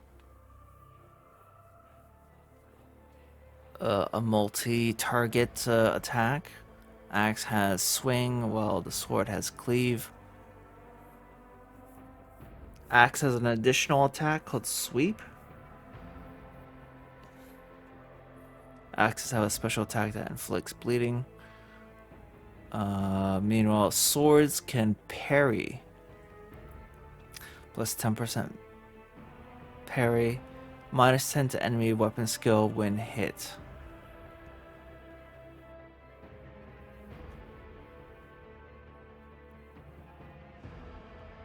Most warriors prefer swords, for they provide more flexibility on the battlefield against close combat enemies.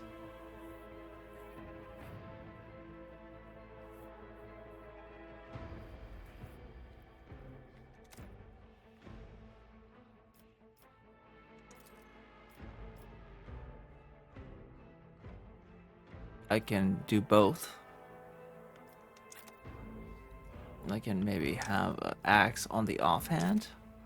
Well, I am a super duper melee boy.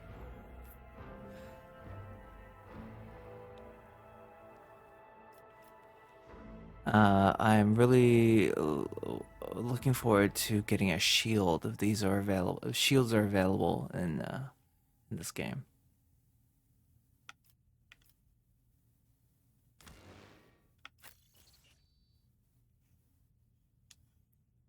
Abelard, do you want to maybe share your chainsword with me?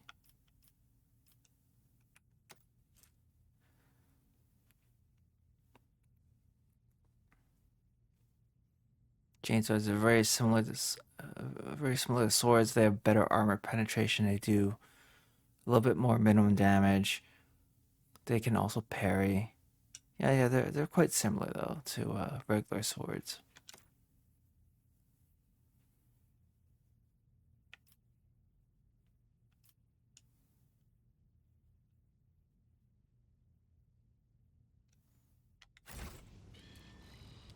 Maybe I don't need to dual wield. Let us walk this path. I wonder if to there's the any end. kind of penalty to dual wielding.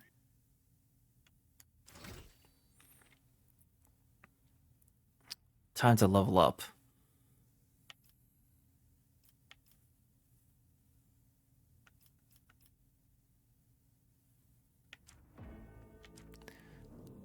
So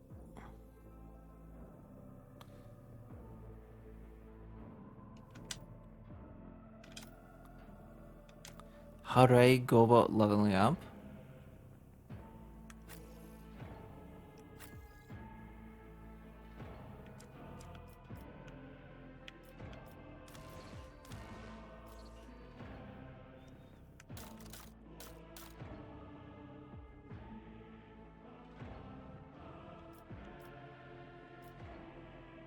It doesn't look like I have any points to allocate to anything.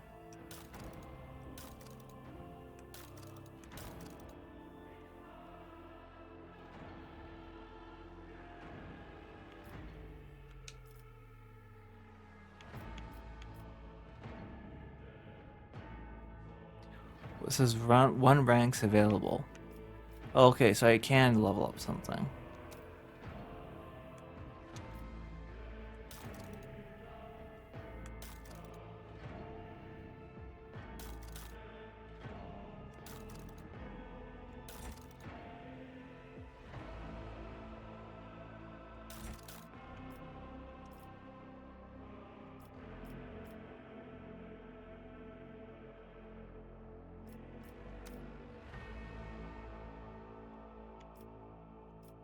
Use skill.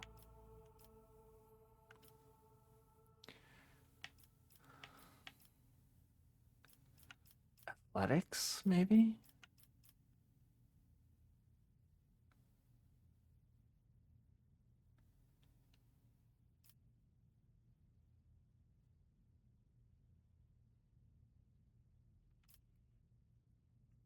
Or carouse. Should I just lean into carouse?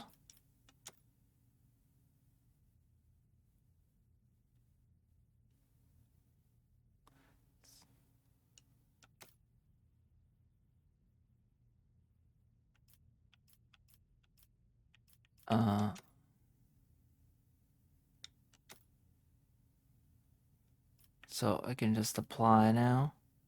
Yeah, I'll choose carouse.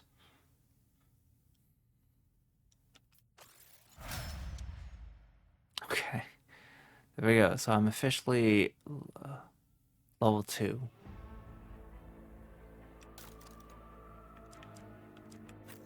Let's do Abelard now. Oops.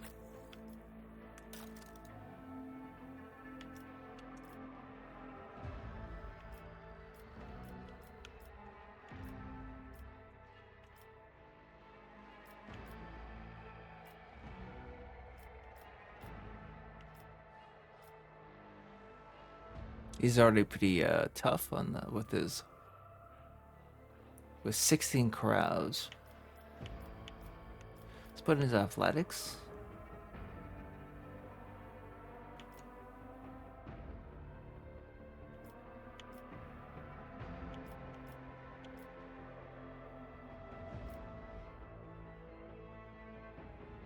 I like how it shows the comparison.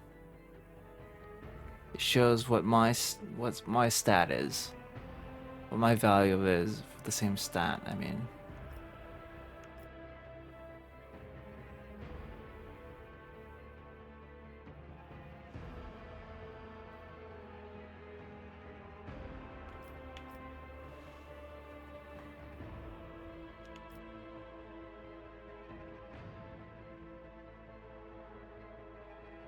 maybe I put it into demolition.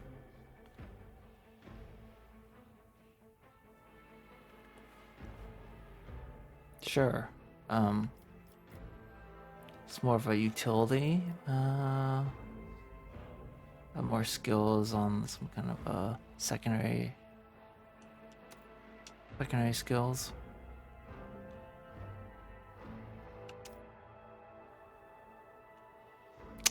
Sure.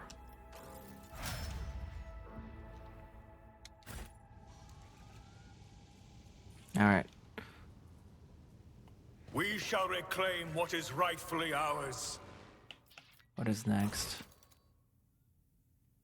Reach the Navigator's Sanctum. The Navigator's untimely demise would spell disaster for the Void Ship when making a warp jump. Whatever is happening on the other decks, it is imperative to reach the Navigator's Sanctum and see what has happened to the vessel's warp guide.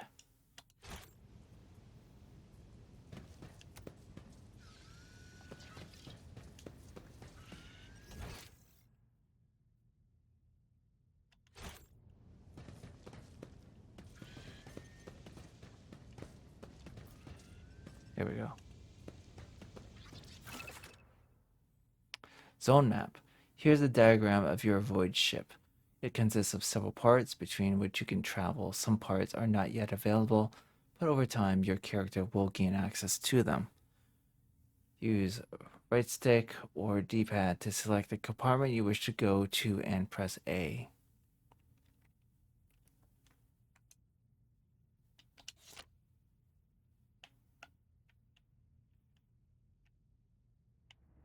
I only have one option.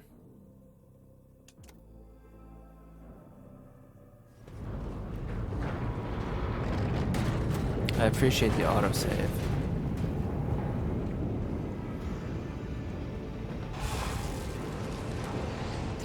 I hear it here on the threshold of the blinded guide. Doom comes from the heavens. Master, watch your head. Idira, would it be too much to ask that you phrase your soothsayings plainly for once? That was too close. Abelard grumbles as he dusts himself off and grips his weapon again.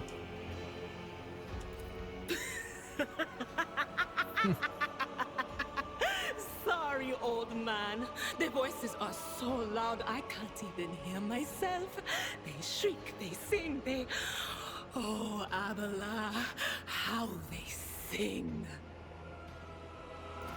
This is Idira Tlas, personal psyker and diviner of Her Ladyship Theodora von Valentius. Abelard looks her up and down. I'm not drunk, old man. I'm suffering the effects of the warp that is seeping through these walls. I see the ship's fate. To die in the waves of the immaterium, fall under the burning rays of the final dawn. And in the roaring blaze, I see a figure standing. Who is it? I have no answer. The entity in your consciousness shrinks and crawls in deeper, its claws scraping against the walls of your mind, as if the presence is trying to hide from the seer standing before you. Decision and consequences. If you were wounded by the corrupted weapon which led to a warp entity invading your mind. I wonder how I can avoid getting struck by Kunrad's corrupted dagger. You know?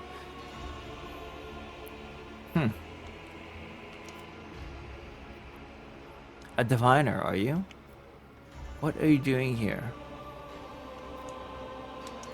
The voices from beyond the threshold whisper to me. Sometimes their murmurs are clear, they grant insight. Sometimes they drive me mad. But I am patient. I know how to listen and discern. But now, with this clamor around me, too many voices, too loud. And you are Fon Valancius, one of Lady Theodora's heirs. Well then, we finally meet.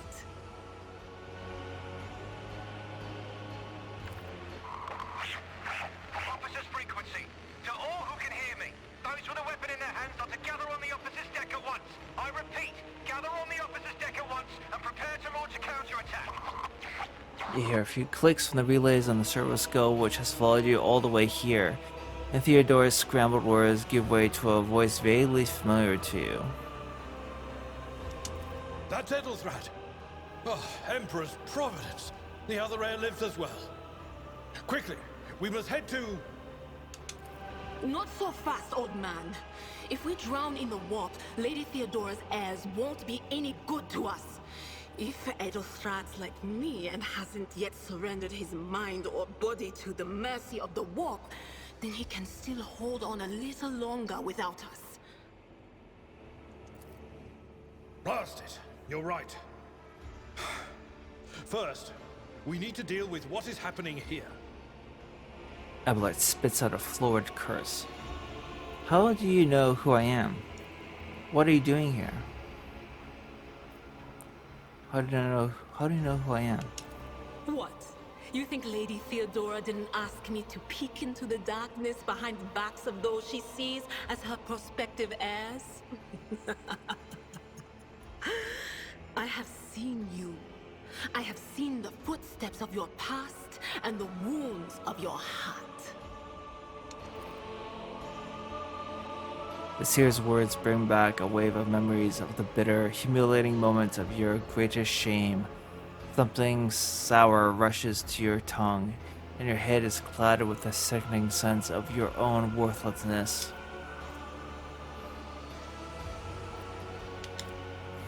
What are you doing here? The whispers called me. The ones I could make out among all the screams and screeches. Those who are rocking this boat hit us where it hurt. They went after the navigator, our guide through the warp. Other whispers called me to the engineerium, but it was too late. I heard the cry of our master Cog, and the silence that followed. What? You don't mean the Engineer Prime is... Said, without a doubt. And the voices wail, heralding countless nightmares, cackling at each soul among the hundreds that are now joining the warp. The shriek from the Navigator's sanctum was louder than the rest. And it's better that we saved the Navigator than some lever puller from a cooling module or a cook from the middle decks. Voice actor for Idira is quite over the top, I gotta say. We must see if the navigator is well. Oh no. No. Nothing is well about him. Can't you feel the chill crawling on your skin? The eyes watching you? The warp ice has already encased the bulkheads. What follows is calamity.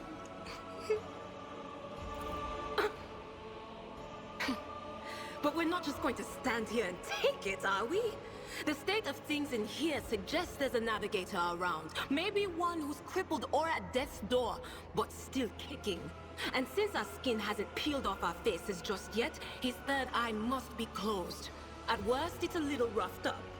So what are we moping around for? Let's go protect that noble mutant while we're still alive. Idira freezes, then she slaps her cheeks, rubs her face, and looks at you. The supernatural glow is gone from her eyes, and a smirk spreads across her lips. Alright, let's do it. Party controls. Idira has joined your party, which now consists of several characters. Their character selection menu allows you to switch between characters. Press and hold left trigger. While moving, all party members follow the character you have selected. If you wish to move only one character or leave a party member somewhere, you can separate that character from the party by pressing Y in the character selection menu. The Divine watches over us. No suffering. I see, that's what the will make me unlink forget his and unlink sacred all words. mean. Burn the heretic, kill the mutant, purge the unclean.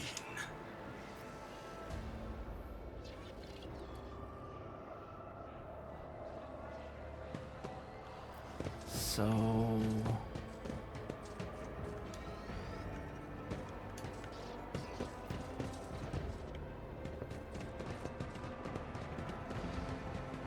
So this is where I came from, right? Oh no.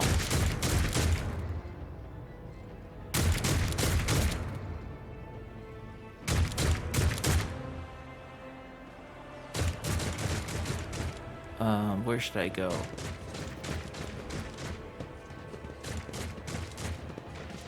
The Emperor protects.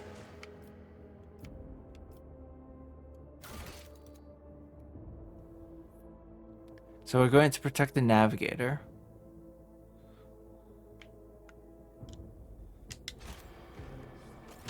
Where is he though?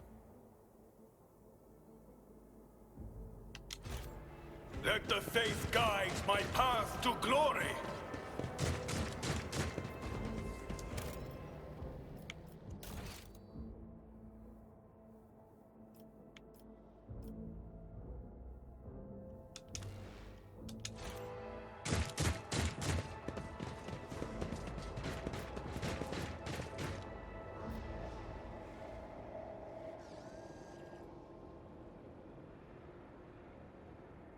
Alright, so the path is clear. Our foes shall be crushed beneath our unyielding might. You'll make a suitable sacrifice. Okay.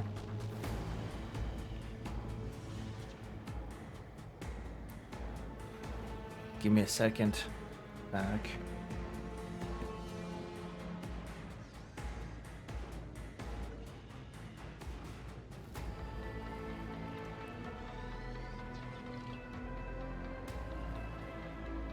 Alright. Just need to turn up the heat in my office. It's getting a little chilly.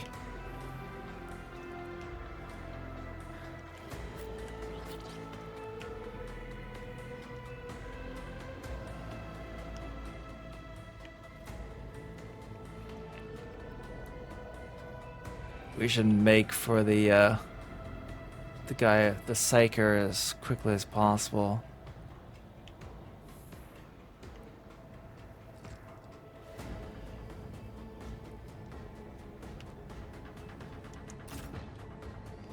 I'll leave that to Abelard, actually. I'll get him as close as possible to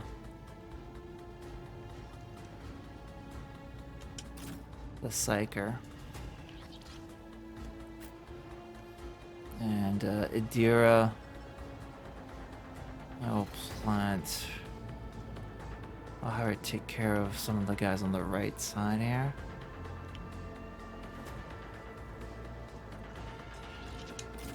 Should be under partial cover.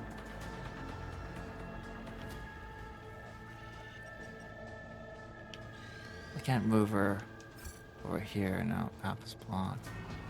Alright, let's start the battle. Let's make it quick. Out of my way. Missed.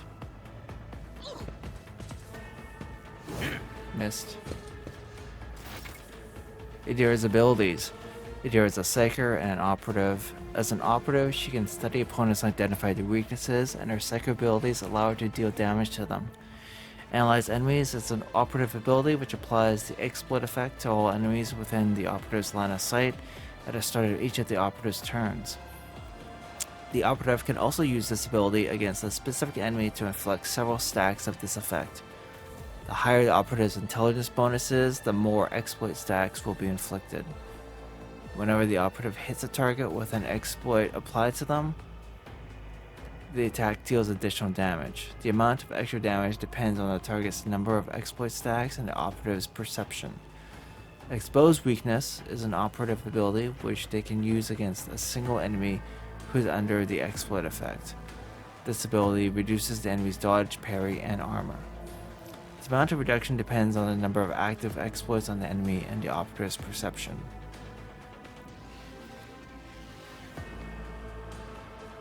Okay.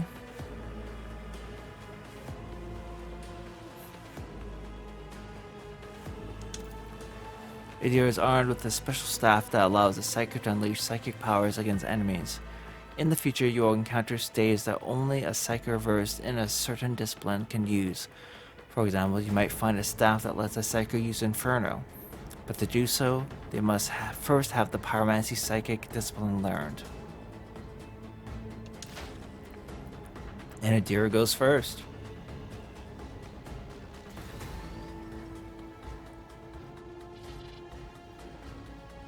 Let's take a look at her skills here. Warning. Second increases the target's dodge and parry by 10% until end of combat. Okay. Psychic Shriek.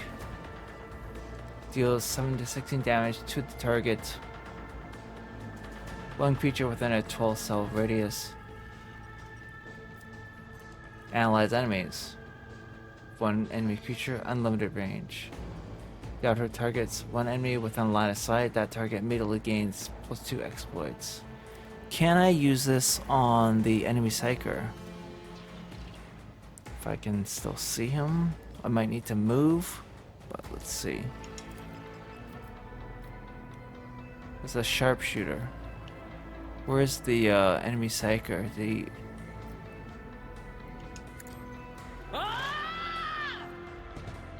Did it hit or what?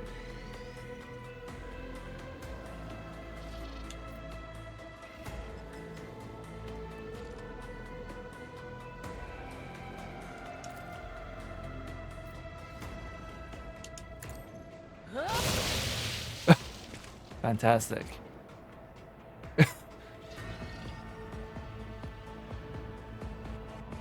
He's knocked down. He's not dead yet, right? Or is he dead?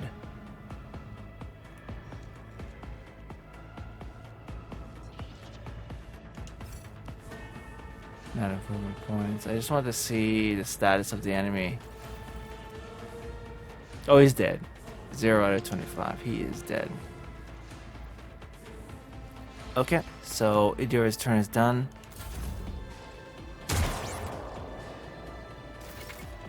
Hologram.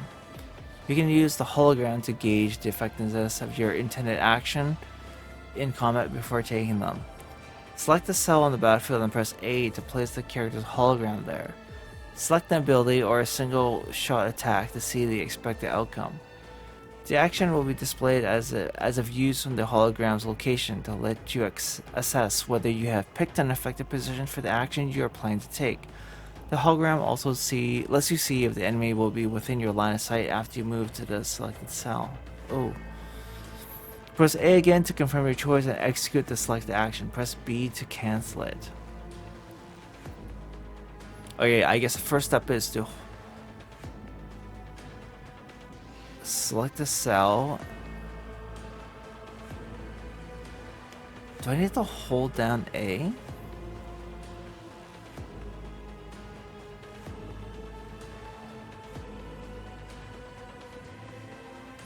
You just have to tap it once and place the hologram there. Okay. My turn.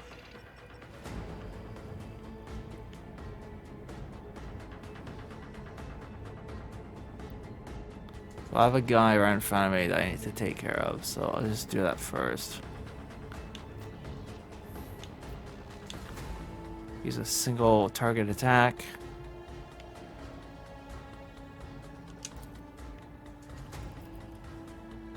I have a very high chance of hitting him, and I will just kill him outright. Actions will speak. Your corrupt way has failed you. Oh yeah.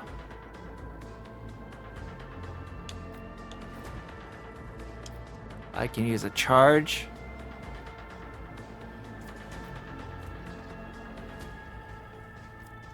There we go. I love having this charge. It's basically an extra attack. It's fantastic. No line of sight. I just do it on the sharpshooter here. The Emperor commands. Let this be the warning to all. Oh, didn't really do a whole lot of damage on him. Okay, that's fine. And my turn. Abelard. So let me try to do the thing where I use the hologram.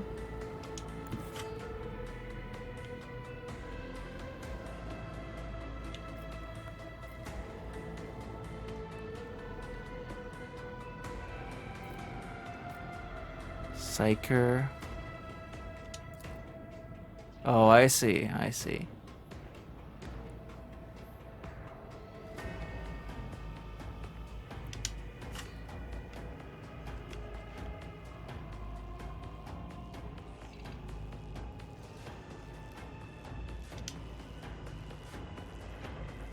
I can just do.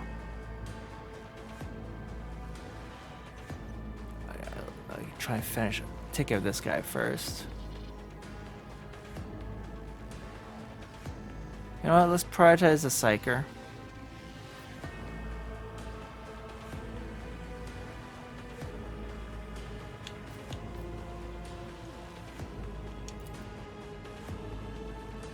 I've seen worse battles than this in my time. Oh, lucky. An exemplary strike.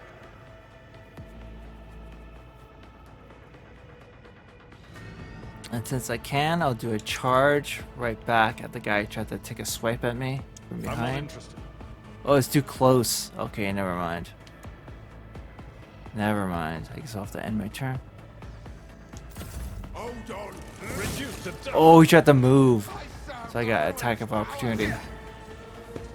Nice. Alright, I guess I'll just finish off this last guy with the electric blast. Seems really powerful. It's total overkill. Be gone.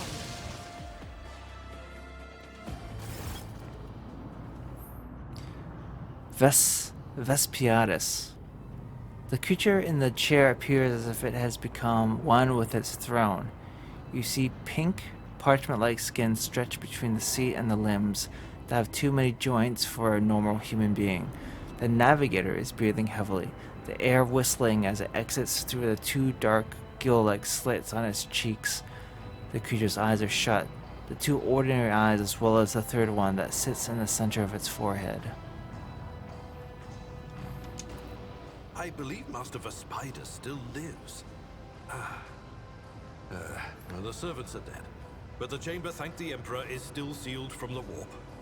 Well, we have a chance of leaving this place alive. I didn't pronounce his name properly. It's Vespidas. Master Vespidas. Abelard flinches at the sight of the stretched skin and the dark marks on the face of the creature. Give Abelard a pointed look. Address Theodora. What is wrong with them? Approach. Address the navigator. Hey, are you alive? Let's talk to Theodora. Wounded. Exhausted. Fighting back the endless horrors of the warp that are forcing their way into his head. Pick one. Your time is short. The navigator stirs, barely able to lift his head and half open his normal eyes. A dark drop rolls from under the closed lid of the third eye and down his face, leaving behind a black trail. The voice coming from the Vox grill at the base of the bizarre chair. It is unclear how the navigator is able to produce human speech. Our time is short to do what? Are you alright? You are in need of help. We have to get you out of that chair. Our time is short to do what? Fall to your knees, mortals, and behold the final dawn. Suddenly, the navigator's body starts thrashing in place. It lurches forward, then falls back onto the seat, then thrusts forward again as its bones crack and its skin tears open. However, the fusion between the body and the chair appears to be stronger than these wild impetuses. The mutant remains seated but leans as far forward as he can, his layered raiment slowly turning crimson. The gill slits burst open, forming two hideous screaming mouth-like pits. Gross. It came from beyond! His body is not his! Idira's scream is echoed by the silent cries in your head. The unseen creature triumphs at the sight of the navigator succumbing to the paroxysms of corruption.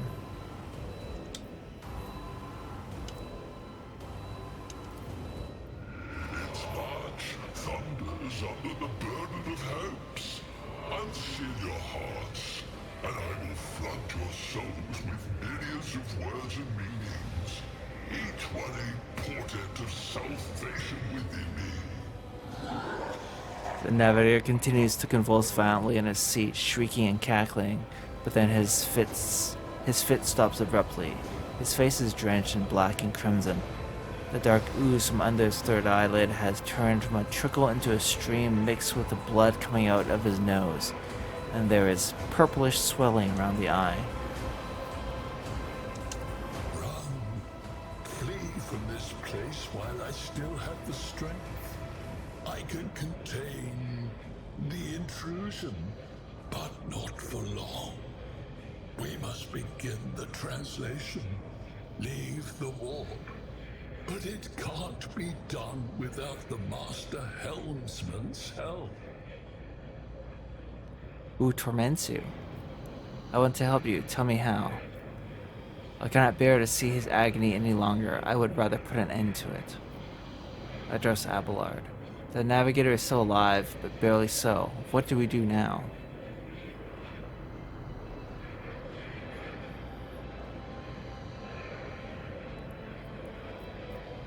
I want to help you. Tell me how. Run. The sanctum will be sealed. I will hold it off. Hold on. And wait for the signal from the Master Helmsman. Then I will commence the translation. So, run. Run. Okay. I would like to just tell everyone to run, but let me talk to Abelard. The ship can only begin the translation with the assistance of the Master Helmsman, if he is still alive. It is worth a try. We must get to the bridge, but we will need support. Our only option is to fight our way to the officer's deck and join forces with Edelthrad and his people. I believe we will also find Lady Theodora there. She must have heard the call to arms that the servo skull relayed to us earlier.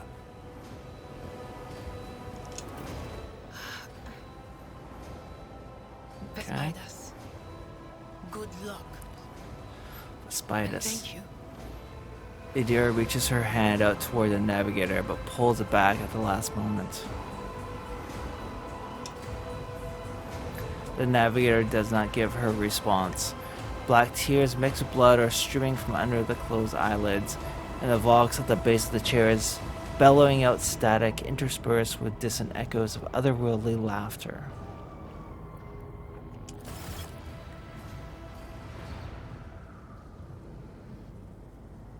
We are bound by the blood of martyrs. The navigator appears dead, only the slight movement of his chest and the twitching of his eyelids let you know that he is still clinging to life. Alright. Well, this is getting really good. I feel like we're approaching the climax to the prologue, really. Let's do a little bit of looting.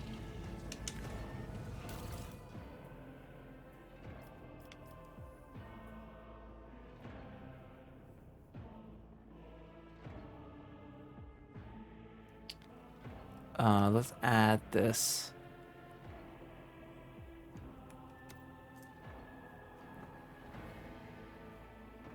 It's an auto gun.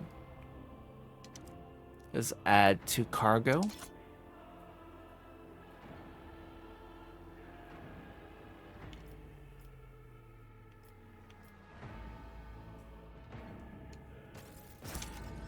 Let us walk this path to the end.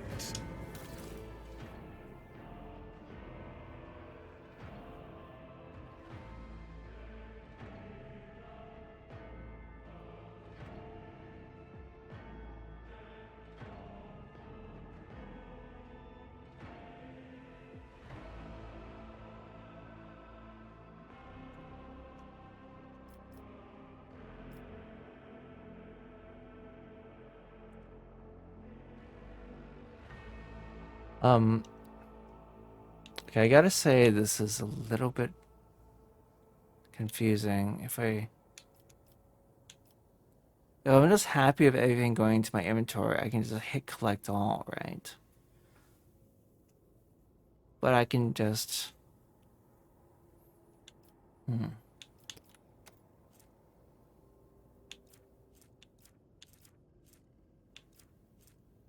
Yeah, everything is... I'm fine with just putting it into the cargo. So, hit A, and then I can just hold on X to confirm. Right. Okay, cool. With each step, I forge my destiny among the stars.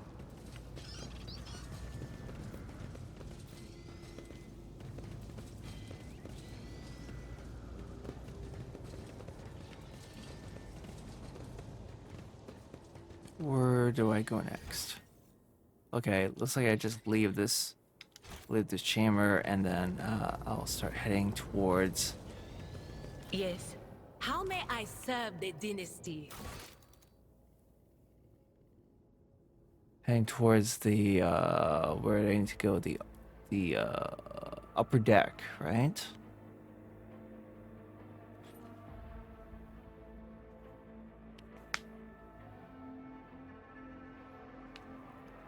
After you just link up with Ethelthrad. Okay. Alright, it's getting good, but I think I'm going to choose right here to call the end of this episode, and we'll continue to the exciting climax of the prologue in episode 3. So thank you very much for watching, and hope you've been enjoying yourself.